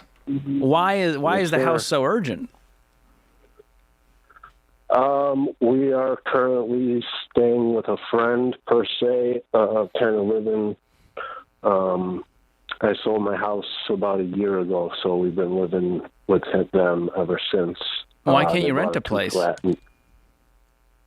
I can, but I moved in with them and redid their bathrooms. I do construction for a living. Okay. For remodeling. So tell me about, y'all have a house already picked out? Yes, we have one picked out. It's at $450 is what I'm hoping I can get it for. Okay, how much money you got? I have about $400. She has about $120. Whoa! So are we paying cash for this thing? I don't know that we want to pay all cash. You do. But we definitely would want to put 50 to 70% down. Why wouldn't you pay cash for this? I don't know. Yeah, I would. Why did you save up $400,000? What was the goal of that money? Well, I sold my house. I bought low and I sold high. So I did very low when I sold. Amazing. And you guys have no debt currently? No debt. Cars are paid off. What do you do for a living? And we pay it. I do bathroom and kitchen. Oh, okay. Can I? What does she do for a living? She works in a salon. Okay. Actually, just opened her own salon. Okay. Can I paint a picture of a world for you? Mm-hmm. You're a bathroom reno guy. You're pretty good at it, right? Yeah. She does hair. She's pretty good at it, right? Yeah. You guys are both in fields that are very important, and they can also be very feast or famine. Mm-hmm. Right? If there's an economic downturn, people put off redoing their bathrooms. If the economy's doing great, everybody wants their bathroom redone. And when the economy's great, everybody wants their hair done and colored and all that. And then when it takes a turn. Imagine navigating this new marriage. And it sounds like y'all been together for a long time. Imagine navigating this new marriage where both of y'all are in trades and you're both really good, but y'all will never have any sort of payments, any sort of debt. No one will ever own you guys. So if there's a downturn, it just is annoying. Right. You have $400,000 saved up. She's got 100 and something saved up.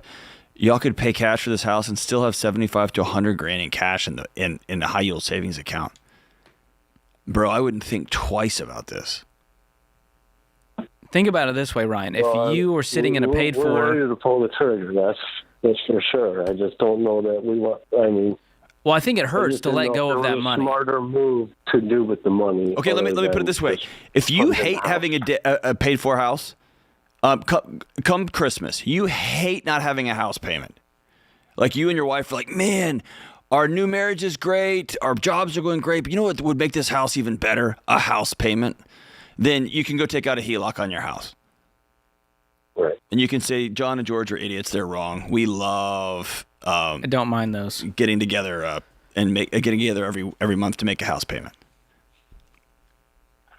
So Ryan, think about that. It helps to flip the situation. I paid for cash for everything, so why go into debt now when you can avoid it entirely and still have money left over? I'm jealous of you right now. That's what I'm saying. Well, like you've won. You're going to enter into a new marriage as a tradesman, man. And you know what else is going to allow you to do? You know those customers that you have to take those reno jobs because they're big jobs, but you know right when you meet them and they walk you through what they want done, you're like, oh, this is going to be awful. You get to pass. Absolutely. So, Ryan, think about this. You're sitting in a paid-for $450,000 home. Would you have a discussion with your wife when you go, hey, you think we should take out a loan at 6-7% interest to do some fun investing with that money? You would go, no, that's way too risky. It's not worth the spread. Well, there's a lot of rehab that needs to be done at the house. But you're a rehab guy. Absolutely. And you're going to have $75,000 to play with between emergency fund and whatever, renovation money, plus your future income where you don't have a mortgage payment. So you're going to be able to cash flow literally anything in life. And if one day she wants to shut the salon down to stay home with the kids, she gets to do that without a fight. And we just go, cool, we're going to be fine. And nothing helps a marriage like bathroom and kitchen renovations. That was a lie. I just made that up. That'll be hard. That wait time is pretty hard. Yeah. But so help me and George out. We're jawing at you. Help us out. I don't understand your reluctance or your hesitancy. Just the security of having a good chunk of change. That's it. So I'm gonna suggest you consider exchanging that chunk of change, the security you feel there, with having a home that no one can take from you. You are feeling the security with the zeros and ones on a bank statement that you log into. I want you to imagine the security of walking into a home and saying, this is mine, and no one can take it from us. And you're going to have the nicest bathrooms in Chicago because that's what you do. It's true. At the end of the day, brother, all I can do is tell you what I would do in my house. George, you? Yeah. I mean, I've done it, Ryan, and I don't regret it. John and I both paid off houses, and we go, all right, we're happy here. Not going to go take out a loan to invest. Don't miss the chunk of change. If we want to build back up some savings, you're going to do that so quickly. How much will you and your wife be making when you're married? Combined, probably 130, 140. 140, no payments in Chicago. You could start throwing away a whole lot into investments and savings per year, right? With no payments in the world? Mm-hmm. We can build back up some security, but this time it's different because we're not paying a lender, we're not paying interest, we're paying ourselves. We're building for our future instead of building someone else a big building in downtown Chicago. Mm-hmm. So it's a different mindset, and it's a big paradigm shift compared to what culture will tell you. And I promise you, if you scroll Instagram, there's going to be some dude being like, Ryan, I could 10x your money, bro. Just give it to me. We'll leverage it all. It's going to be great. And guess what? You're not going to sleep well at night, and nothing is worth that. No, yeah, I don't like that route. You've had a taste of peace, so we're saying why dip your toes in these waters when you're already doing so well, and there's no need to. Because I wouldn't yell at you if you took out a mortgage, but if you had a bunch of cash and you still avoided, paying cash, I'd go, all right, that's pretty dumb. Or if nothing else, brother, you're going to put that, let's say you decided to take out a $200,000 mortgage, you put half down, you're going to put that money in a high yield savings account at 5%, but you're going to be paying 7% on the mortgage. Right. I mean, I'm just telling you right now, there's millions of people listening to this, and they've got their face in their hands, wishing they could trade places with you. Wishing they had $500,000 in cash. To Mind buy blowing. a $400,000 house, You won, especially in dude. the trades. Start your marriage off with peace. If you hate having less money fights, you can start some for fun. How's that? That's my promise to you. Congratulations, man. When do you get married?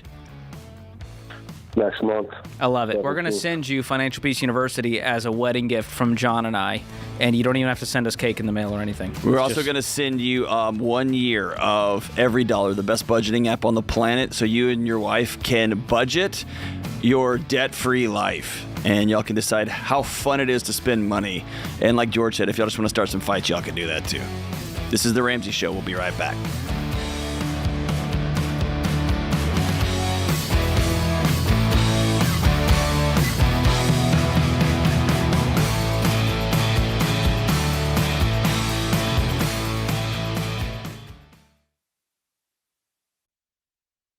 Your home is probably the biggest purchase you'll ever make. And with the real estate market like it is now, you'll need a mortgage company you can trust. That's Churchill Mortgage. You guys, buying a home is not a button push. It's a process. It takes building a relationship with an expert who will dig into the details and give you peace of mind without busting your budget. Churchill is one of the highest rated lenders in the country. And they're Ramsey trusted because they do what's right for you. Go to churchillmortgage.com to get started.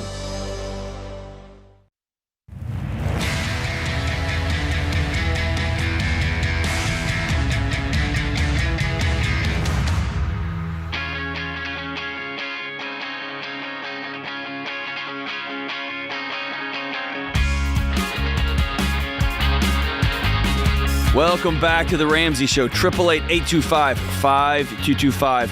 We've been talking about it throughout this show. Selling a house the Ramsey way makes home ownership awesome. It makes it a gift, a blessing. It makes it a chaotic interaction, a chaotic time in your life. It makes it peaceful instead of right? The Ramsey Trusted Program is the only way to find an agent you can trust to keep you on track with what we teach here at Ramsey and help you get the best offer on your house or find the right home for you. We send you some of the top agents in your area, and these are folks that we trust. You review their stats, you interview them, and you decide which one you want to work with. Ramsey Trusted agents have years of experience and will help you make wise decisions when it comes to pricing, marketing, and making or choosing the right offer. George and I both used Ramsey Trusted real estate agents for our families, for our homes. This isn't just us trying to sell you something. This is what we use in our day-to-day lives. Find a Ramsey Trusted real estate agent for free. Doesn't cost you anything at ramseysolutions.com/agent. All right, let's go out to Jacksonville, Florida and talk to Christian. Hey, Christian, what up? How are we doing? Hey, doing good. How are you? Excellent, excellent. What's up? Yeah, so right now I'm 19 years old, and me and my wife, we just bought our first house earlier this year in February. Wait, you're 19? Yes, sir. What's the secret? Every 19-year-old wants to know.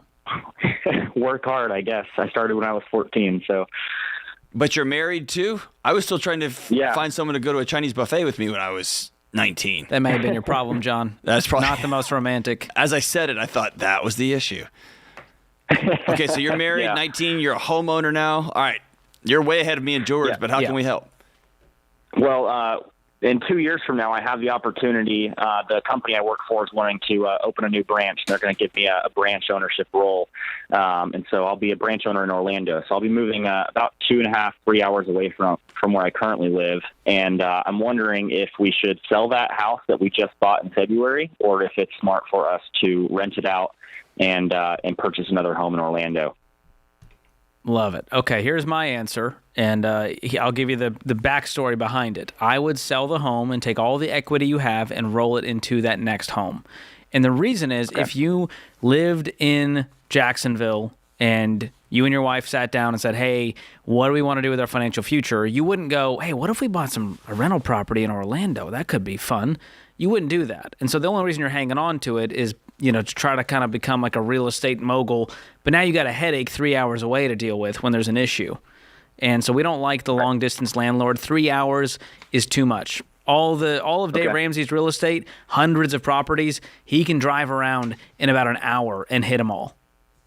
And so that way he has his eyes on them, you have your eyes on them. And so for that reason, and because real estate really, when you talk about investments, should be done with cash to reduce your risk. And so here's your plan. Pay off your current home. And if you roll that equity in the next one, pay off that home. Then when you have enough cash, you can decide with wisdom where you want to buy an investment property. And can I pass on one more thing to you, Christian? Yeah. All right. So what kind of work do you do? I do sales for a roofing company. Okay, excellent. So I'm going to give you some old man wisdom. Is that cool? That's all right. All right. It hasn't happened to you yet, but you will have an employer that sits you down and says something like, I see something in you, and I'm planning on doing this. So in 3 years or 2 years or in 6 years, I'm going to do this, and then we're going to do this, and then this is how this is going to impact you. Right. And over my quarter century of work, I have gotten excited about other people's plans for me. I have spent imaginary money and had it not work out. And so what I want you to work on for the next 2 years is not already thinking like, are we going to sell this? We're going to move this. I want you to work on being an amazing new husband. I want you to be the best salesman in Jacksonville. Most integrous, the hardest working, a guy that can leave work at work and show up and be present with his wife, but also when it's time to go to work, nobody outworks Christian. And then in 2 years, who knows? We'll have a new president. We'll have a new planet in 2 years. So let's deal in 2 years with what happens in 2 years. And let's work on, you've been running since you were 14. You've got dreams. You're a very special kind of young man. I want you to practice living in the present where your feet are as well. Is that cool? Yeah. Congratulations, Absolutely. my brother. You are way ahead of the pack. That's Good man. impressive. All right, let's go out to Seattle, Washington, home of Pearl Jam, and talk to Gillian. Where we are. All right, what's up, Gillian? Hey, guys. It's great to be with you. Thanks. It is great to be with you. So What up? I wanted to start off with some awesome news.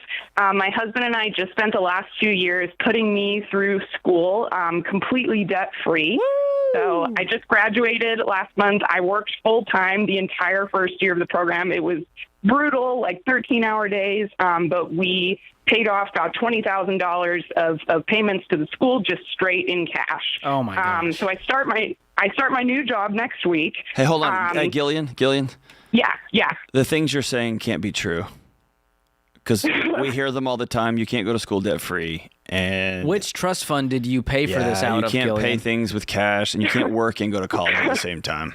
Well, so I will say I was very fortunate, very blessed. I had a great job with the university before starting school, and Way then to found out I go. could get partial tuition exemption. But guess I was what? being a goofball. I was just being a moron. I'm proud of you. Those are all decisions you made. Congratulations. Yeah. It's awesome. Yeah, thank you. Okay, so how do we help out? I start my new job next week. During that time in school, we also saved up about $30,000 so that we could pay for the last 8 months when I got to kind of the work-study part of my program where I had to be working full-time within the context of being a student. We've got about $10,000 of that left because we have penny pinched to the max for the last 8 months.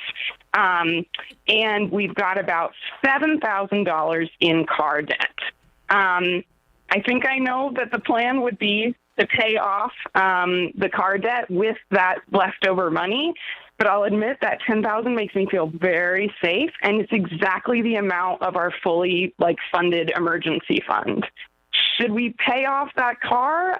It's a 0% loan, or should we keep our expanded emergency fund? You're telling me school is paid for, so you have no upcoming expenses? That's right. This is our only debt left. Is what is the car $7,000 on payment? 0% car loan. What's the car payment? It's about $428 a month. Okay.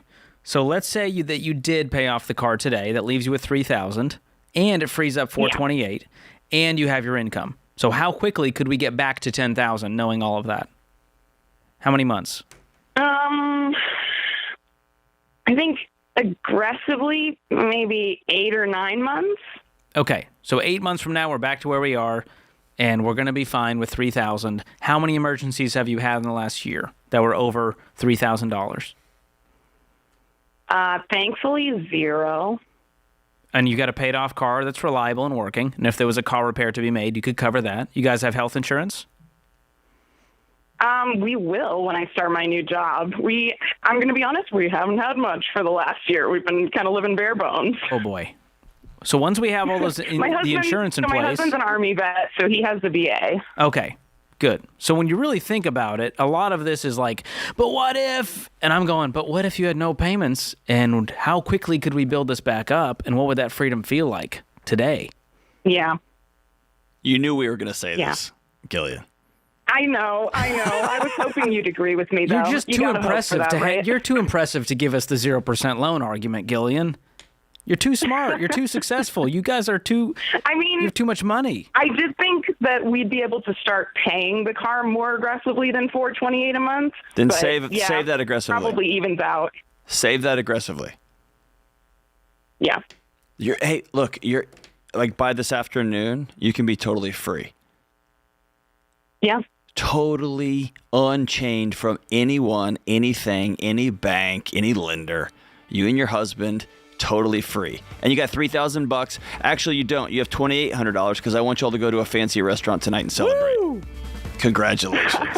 We're so proud of you. So proud of you. That's enough to get apps and zerts. I regret that immediately. I feel like you just spoke millennial and I don't know what that means. Appetizers? I'm going to go away for a little bit, John. That's probably good for everybody. This is The Ramsey Show. We'll be back soon.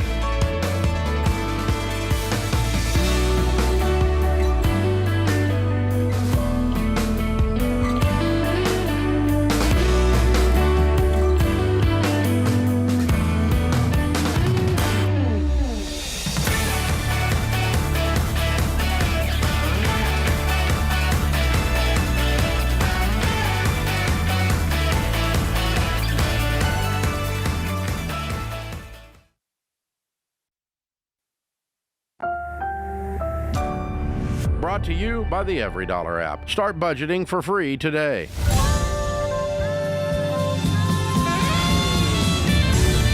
Live from Nashville, Tennessee, this is The Ramsey Show. I'm John Delony, joined by George Kamel. We're taking your calls on money, building wealth, the work that you do, your relationships, your mental, emotional health, pretty much anything and everything.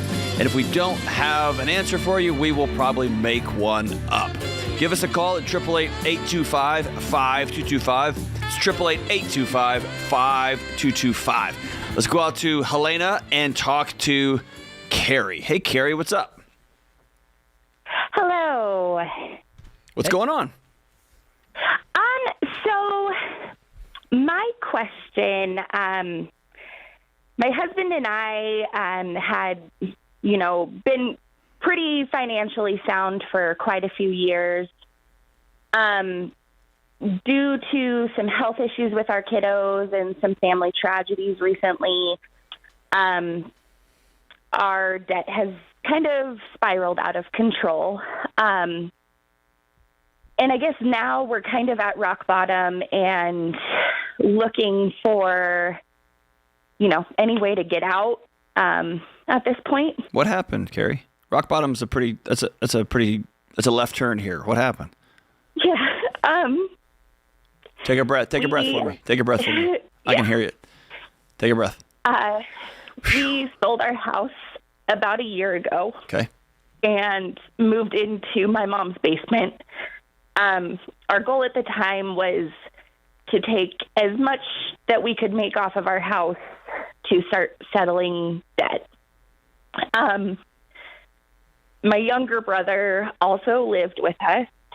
And about a month ago, he chose to end his life.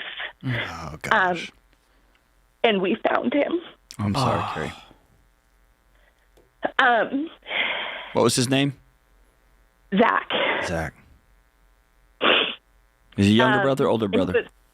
Younger. He was 22. Yeah. I'm sorry. Can I tell you something? Yeah.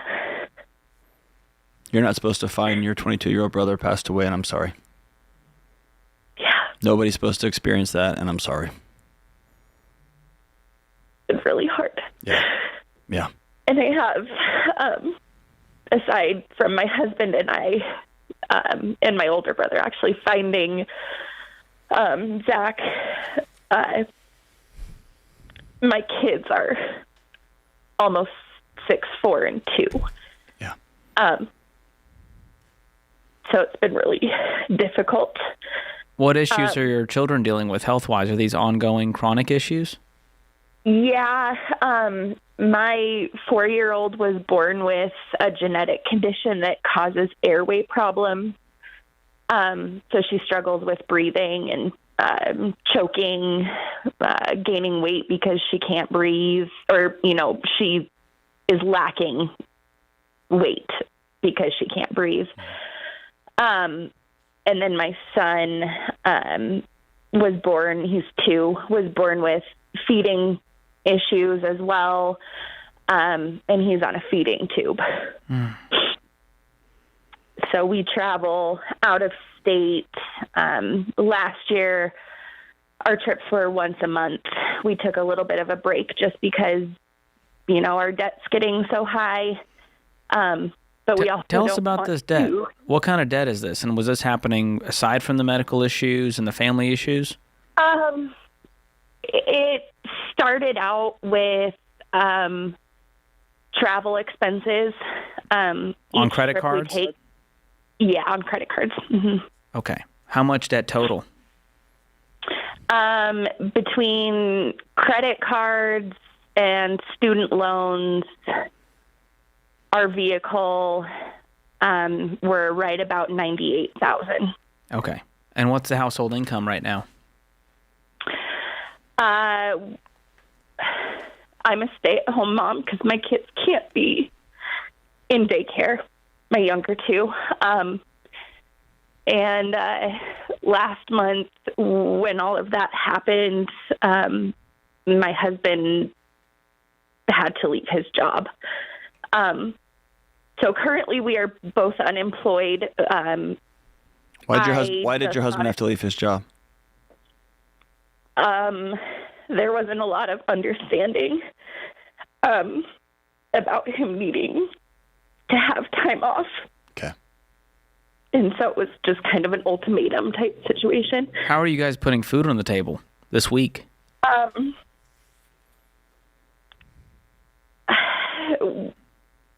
We live with my mom, so she, does help. Right now, we just focus on making sure that the kids have what they need. But are you basically going to continue living on credit cards in the meantime? We're selling everything that we can. Hold on, Carrie. What your kids need is mom and dad to be able to breathe. Yeah. Okay. They need a roof, they need food, but they need their medical care. But they need mom and dad to be able to exhale, and y'all can't. Yeah. Okay. So I'm gonna start talking slow, and I'm gonna hold this call over. Okay. So you're gonna hear some music come up in a few minutes, and we're just gonna let it roll over to the next. We're gonna stop for a commercial break, and then we'll come back. Okay. Okay. But listen to me. You have 2 issues going on here at the same time. Yeah. One of those is a deep and profound grief. Okay? Actually, you got 3 issues going on. You've got the issue of your beloved brother, Zach. Right? Yeah. And you've got the trauma of walking in and experiencing what you experienced. And we won't go to it in detail, but it's not like it is in the movies, and it sits in your soul, right? Yeah. Right. And I've been in those rooms, and it's heartbreaking.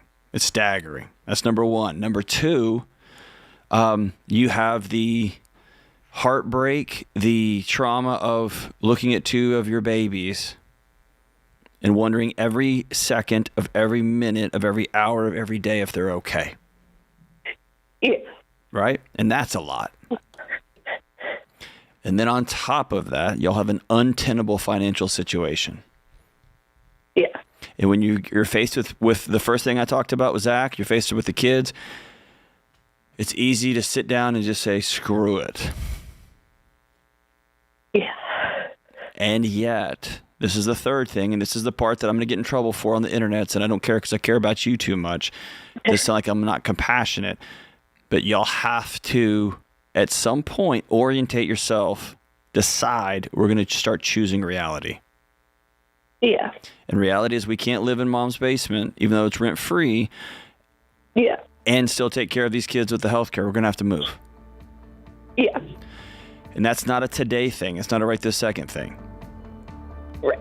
All right. So hang on the line. And George and I are going to stop. We're going to take a break, and we're going to come back, and we're going to give you a couple of really clear tactical tips that you can take right away. Okay? Okay. Thank you. All right. Hang on, and we'll be right back. This is The Ramsey Show.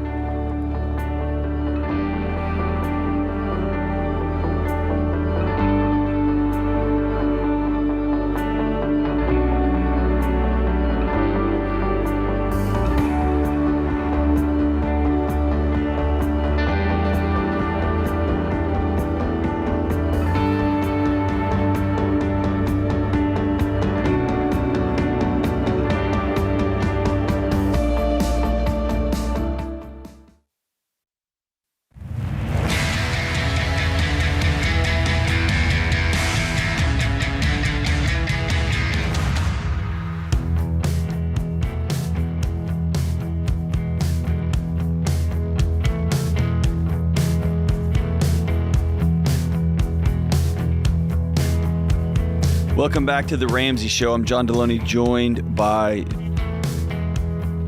my friend George Kamel. Wow. Sorry, I paused there for a second. I thought it was a big intro. Turns out you just had a little brain fart. Yeah, Senior moment. I froze there a little bit. So we're talking to Carrie. We held Carrie over the break. Carrie's got 3 young kids, 6, 4, and 2. 2 of them are dealing with some pretty significant medical challenges.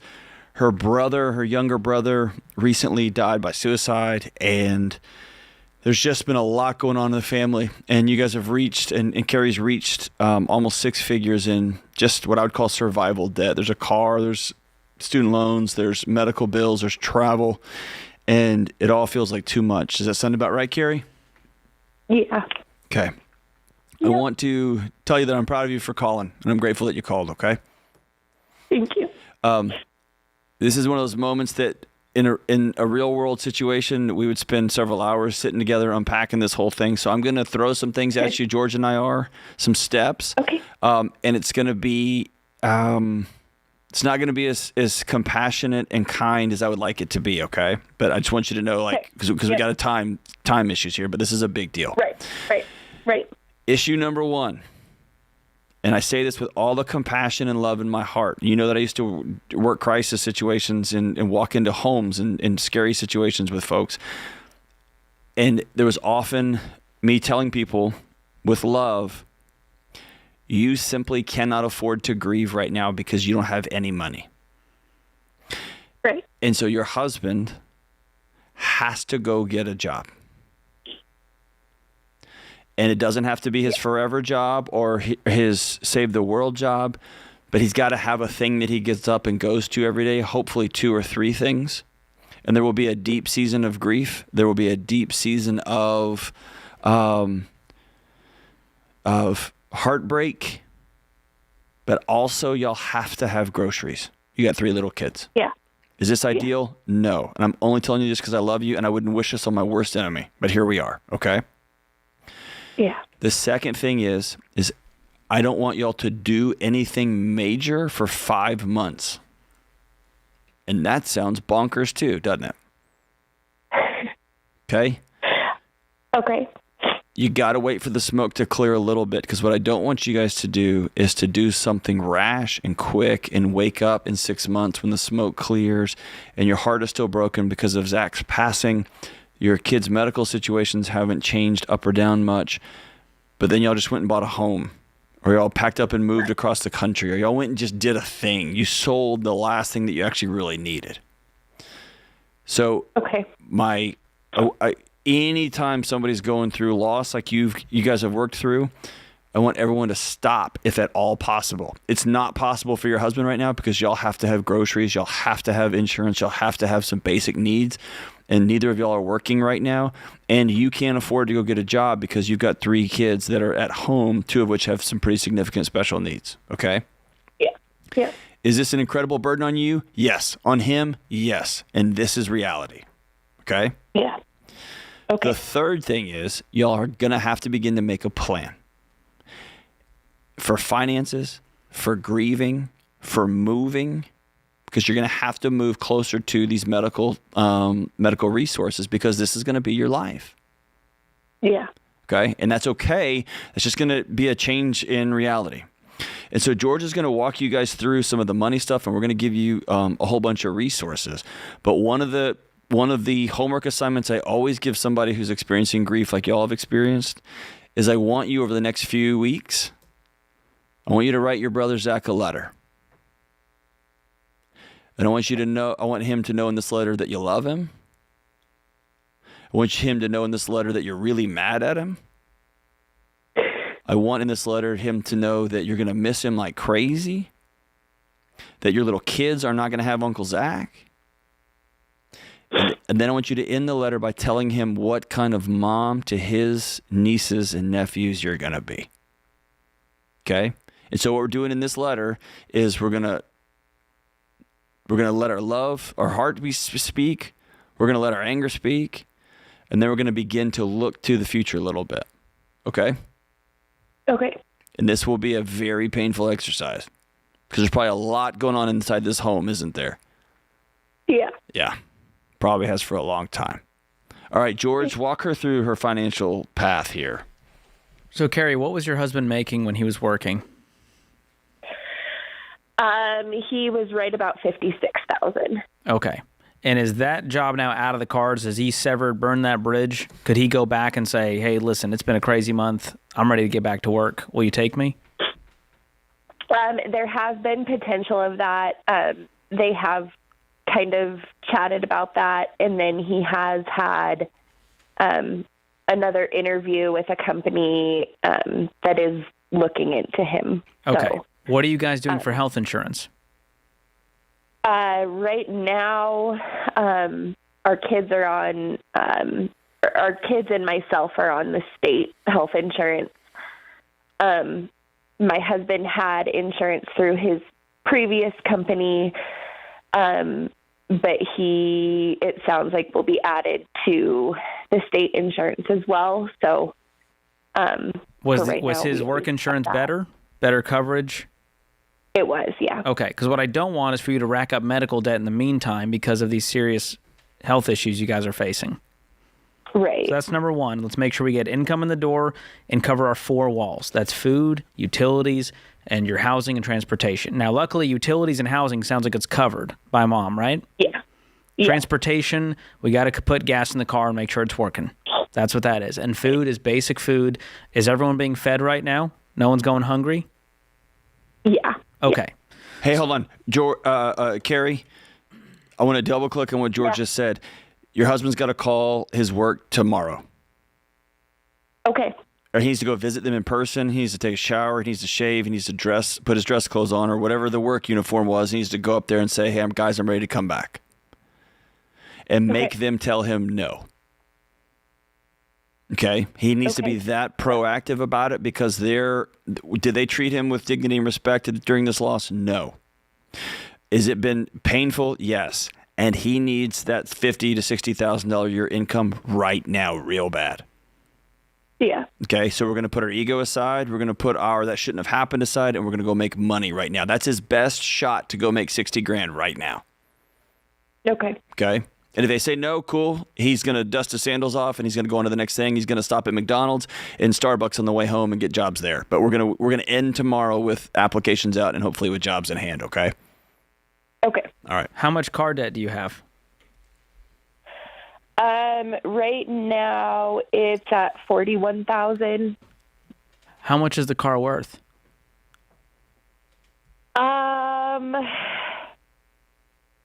Probably about $55,000. That car is gone today. Today. Really a few weeks ago, but today is better. So what that's going to do, if it's worth $55,000, you owe $41,000, that's going to leave you with money in your pocket to the tune of $14,000. You can go then take that. Now you have a freed up car payment, which I'm sure is what, $800, $900? Yeah. Now you've freed up $900 in your budget. And on top of that, you're going to have $14,000 to go get you guys a nice budget $5,000-$6,000 car. And the other $8,000-$9,000 we're going to throw at the smallest debt that you have. Likely that's going to be one of the credit cards, right? Sure. Yeah. Do you see how you can breathe? You're starting to see the forest from the trees now, and that's the debt snowball. So we're going to gift you every dollar to help you budget the income, cover the expenses, find the margin, and it's going to walk you through that. And on top of that, Financial Peace University, which is 9 lessons. I want you and your husband to watch it. When the kids go down, watch a lesson a night and start to see some hope. And on top of that, we're going to gift you a financial coaching session with a Ramsey preferred coach, someone who's been trained that can sit down with you for an hour and walk you through all of this. Does that sound good? Okay. Yeah, it does. And we're going to cover all of that. You're not going to pay a dime. Okay, here's the deal, Carrie. You're going to feel lonely. You're going to feel scared. And I want you to know you can call us at any time, and we'll put you back on, and we'll walk with you. But I want you to sit down with your husband. I want you to hold both of his hands or hold the side of his face. I want you to look him in the eye and say, we're going to start taking steps towards what comes next. I'm grateful for the call. We'll be right back.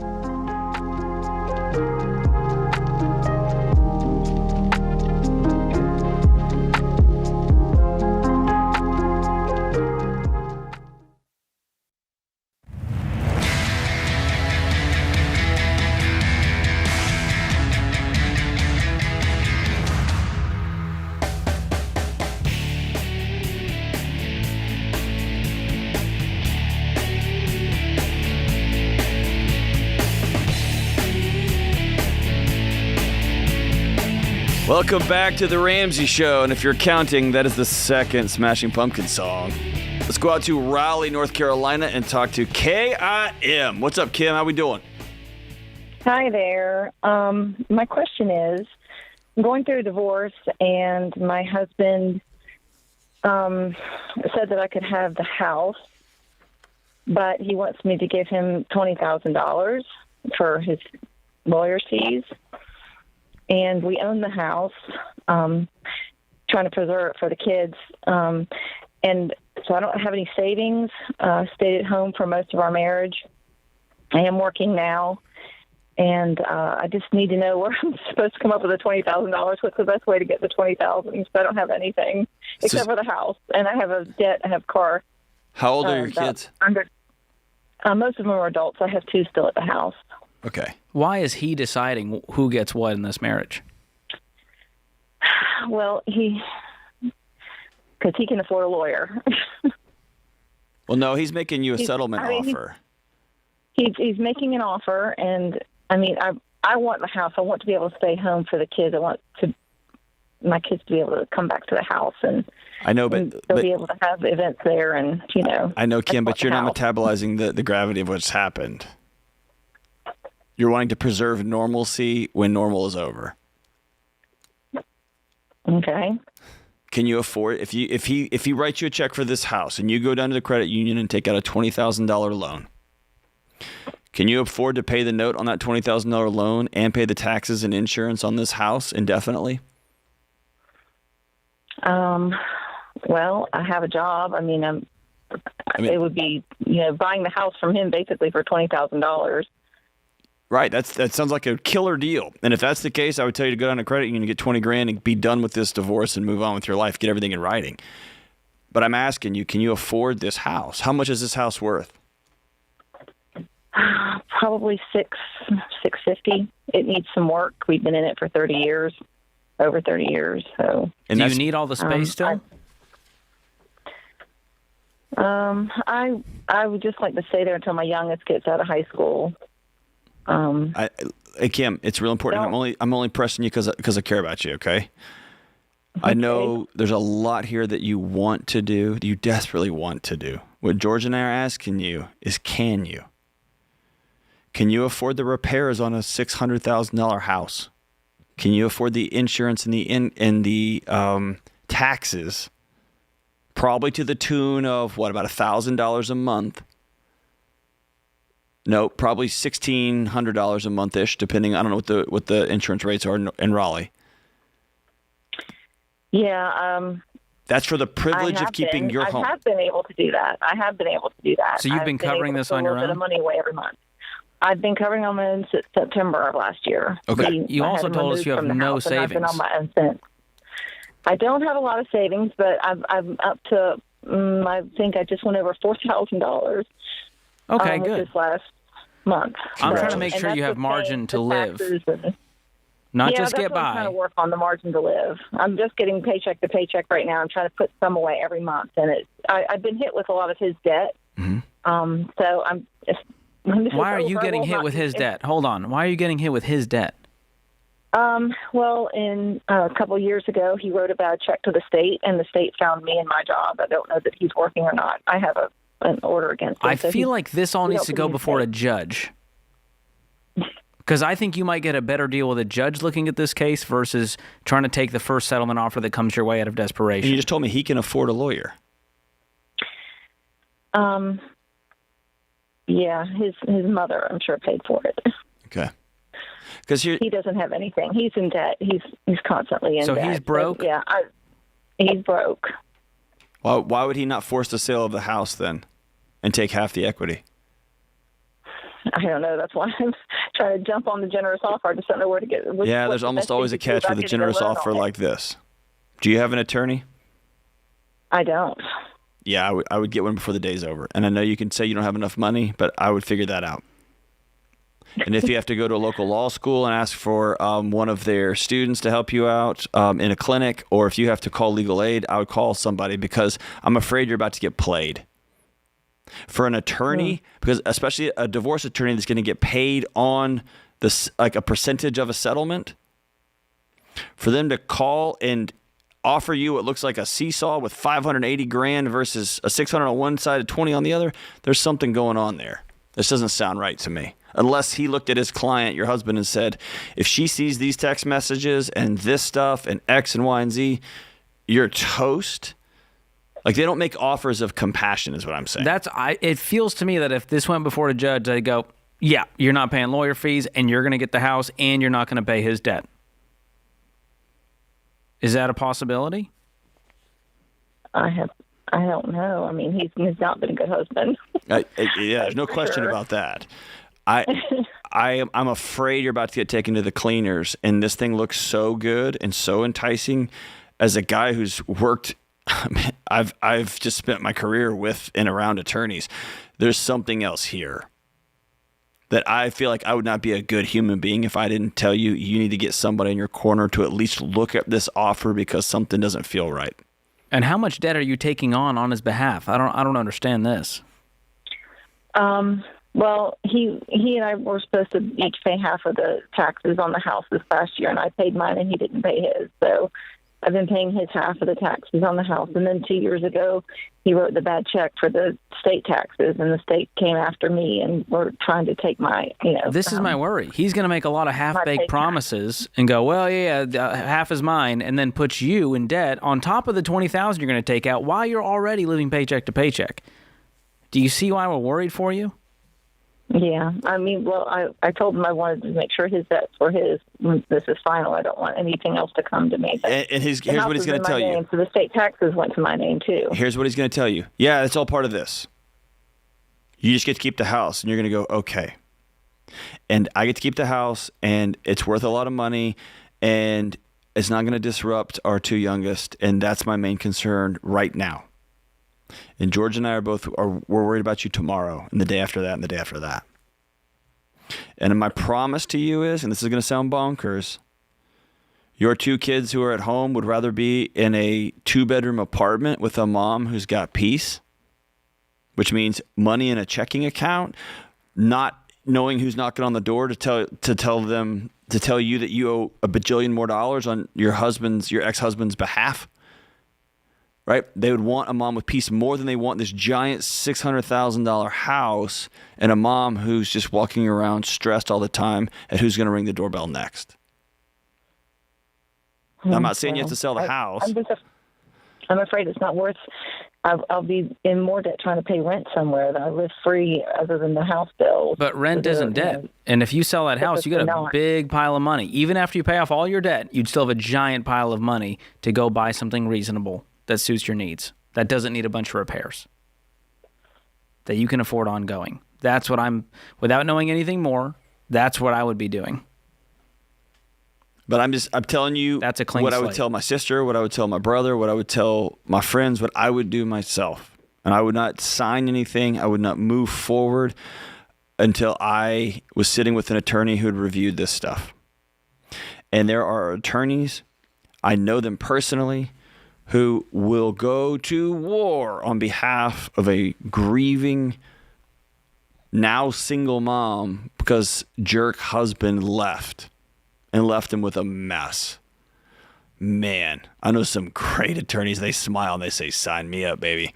I'll go dig into this sucker. You need someone fighting for you. That's right. And for anyone going through this awful situation called divorce, we've got a great resource on the Ramsey Solutions website. We'll link it in the show notes. It's called Divorce Checklist, How to Prepare for Divorce from our friend Dr. John Delony. It'll just walk you through step-by-step tactical things you can do to make sure you're protected. Because as we say, John, divorce turns marriage into a business transaction. That's right. It's not fun. Any business transaction that looks like, I'll just take 20, you take 600,000, I'm going to go, wait a minute. It's one of those like, trust me, bro. It's a great deal. Take it. Yeah. Don't. We care about you. Call an attorney today. We'll be right back.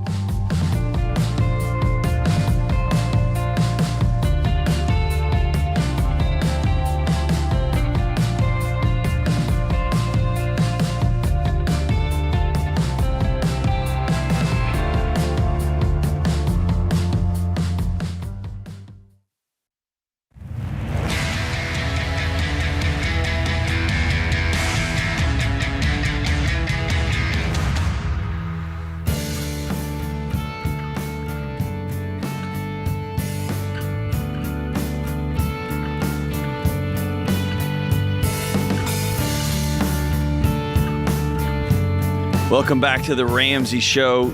Today's scripture of the day is Proverbs 26:20. Without wood, a fire goes out, and without gossip, a quarrel dies down. The great George Harrison says, gossip is the devil's radio. That's snappier. That is snappy. Some would say that is also a quote for Smashing Pumpkins. Let's go out to Dallas, Texas, and talk to AMY. What's up, Amy? How we doing? I'm good. What's up? Kind of. Not really. So I have a question. I was just trying to find a way to get through our debt fast. So my husband and I have 500, and I just discovered you guys on Monday. So I printed out the baby steps and placed it on our fridge. And you went all in. Did you get the Kool-Aid packets and just start chugging them? Not yet. No. All right, you got to drink the Kool-Aid if you're going to be part of the cult. But go for it. Oh yeah. All right, so go for it. But I'm getting there though. I promise. Excellent. But we're already done with baby step 1. We're on baby step 2. We have $530,000 of debt. And so I was just trying to figure out what is the fastest way to get through that, because I'm eager to get to baby step 3 so I can feel a little bit more secure. What kind of debt is the 530? Does this include real estate debt, a mortgage? Yes, sir. Okay. So let's separate. Let's just focus on consumer debt in baby step 2. What does that add up to? Oh, okay. Well, we have like a 401k loan of $20,000, and then the rest is the house. Oh, okay. So if we knock out the 401k loan, the rest is your primary house mortgage?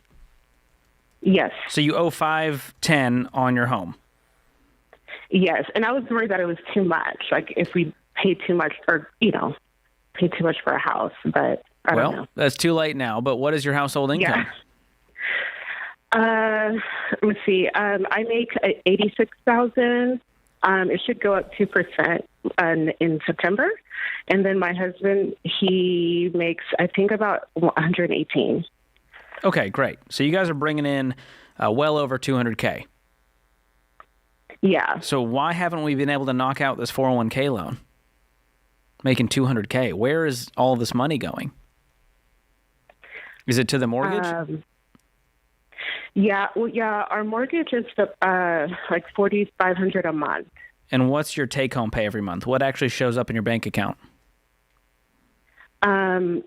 So currently it's $4,800 for my side, only because I started a new position later. But in September, I'll get the $86,000. So you're not making 86. Counselor. Yeah, it's been prorated to 73, but then in August or September, I'll get the 86 to 88. So you make 48 a month right now. What does he bring home a month? Oh my gosh, I should have gotten that number. I should know this. It's okay. We can take a wild guess.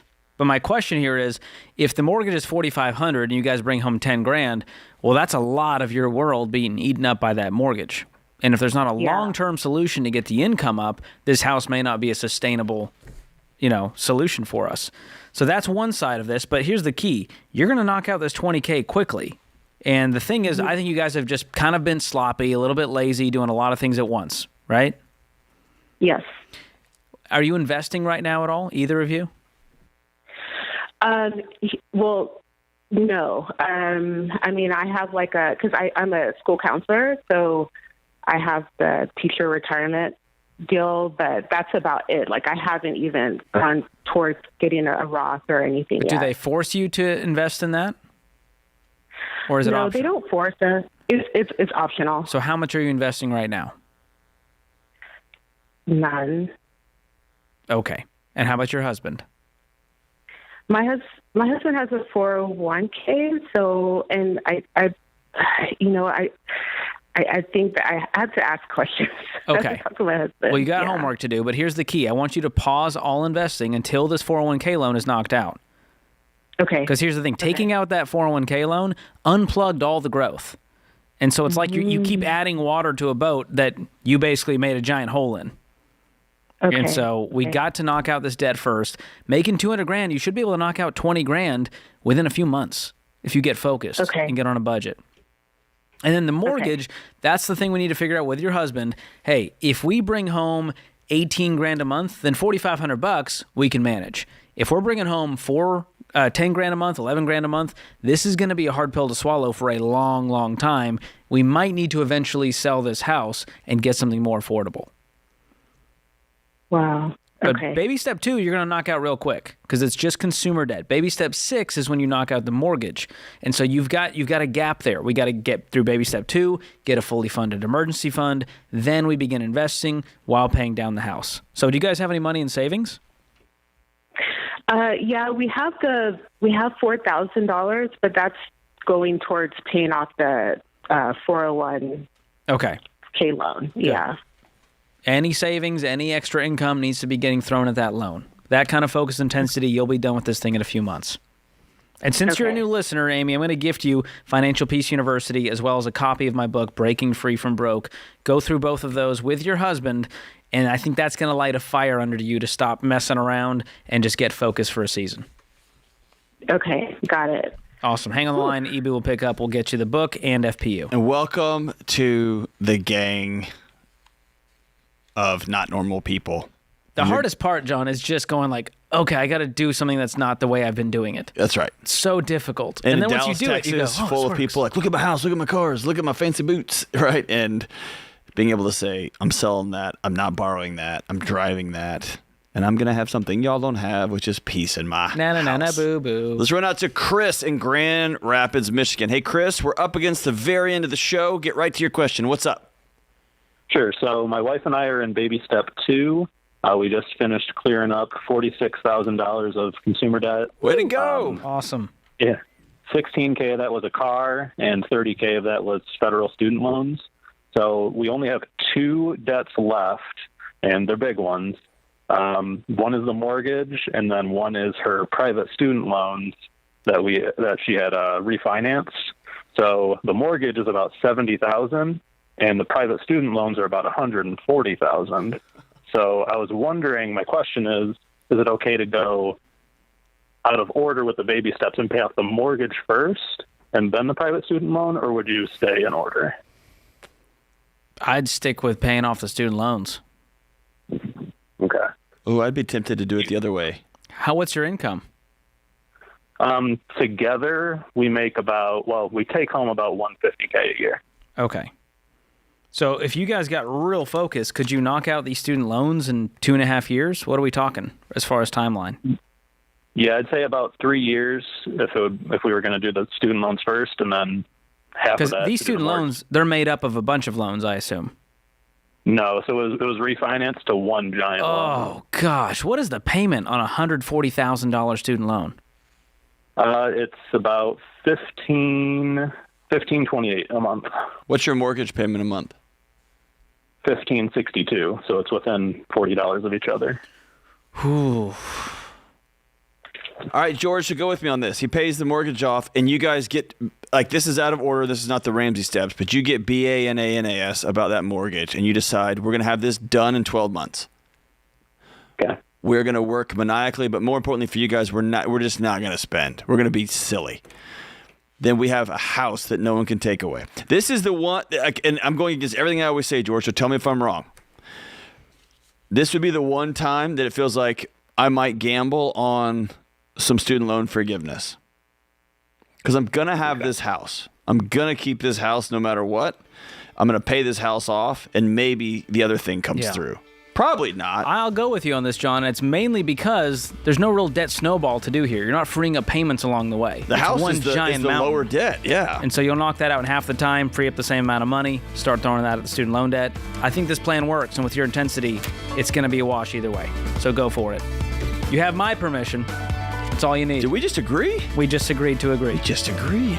Hey, thanks for joining us right here on The Ramsey Show. We will be back in no time. Don't borrow money. We love y'all.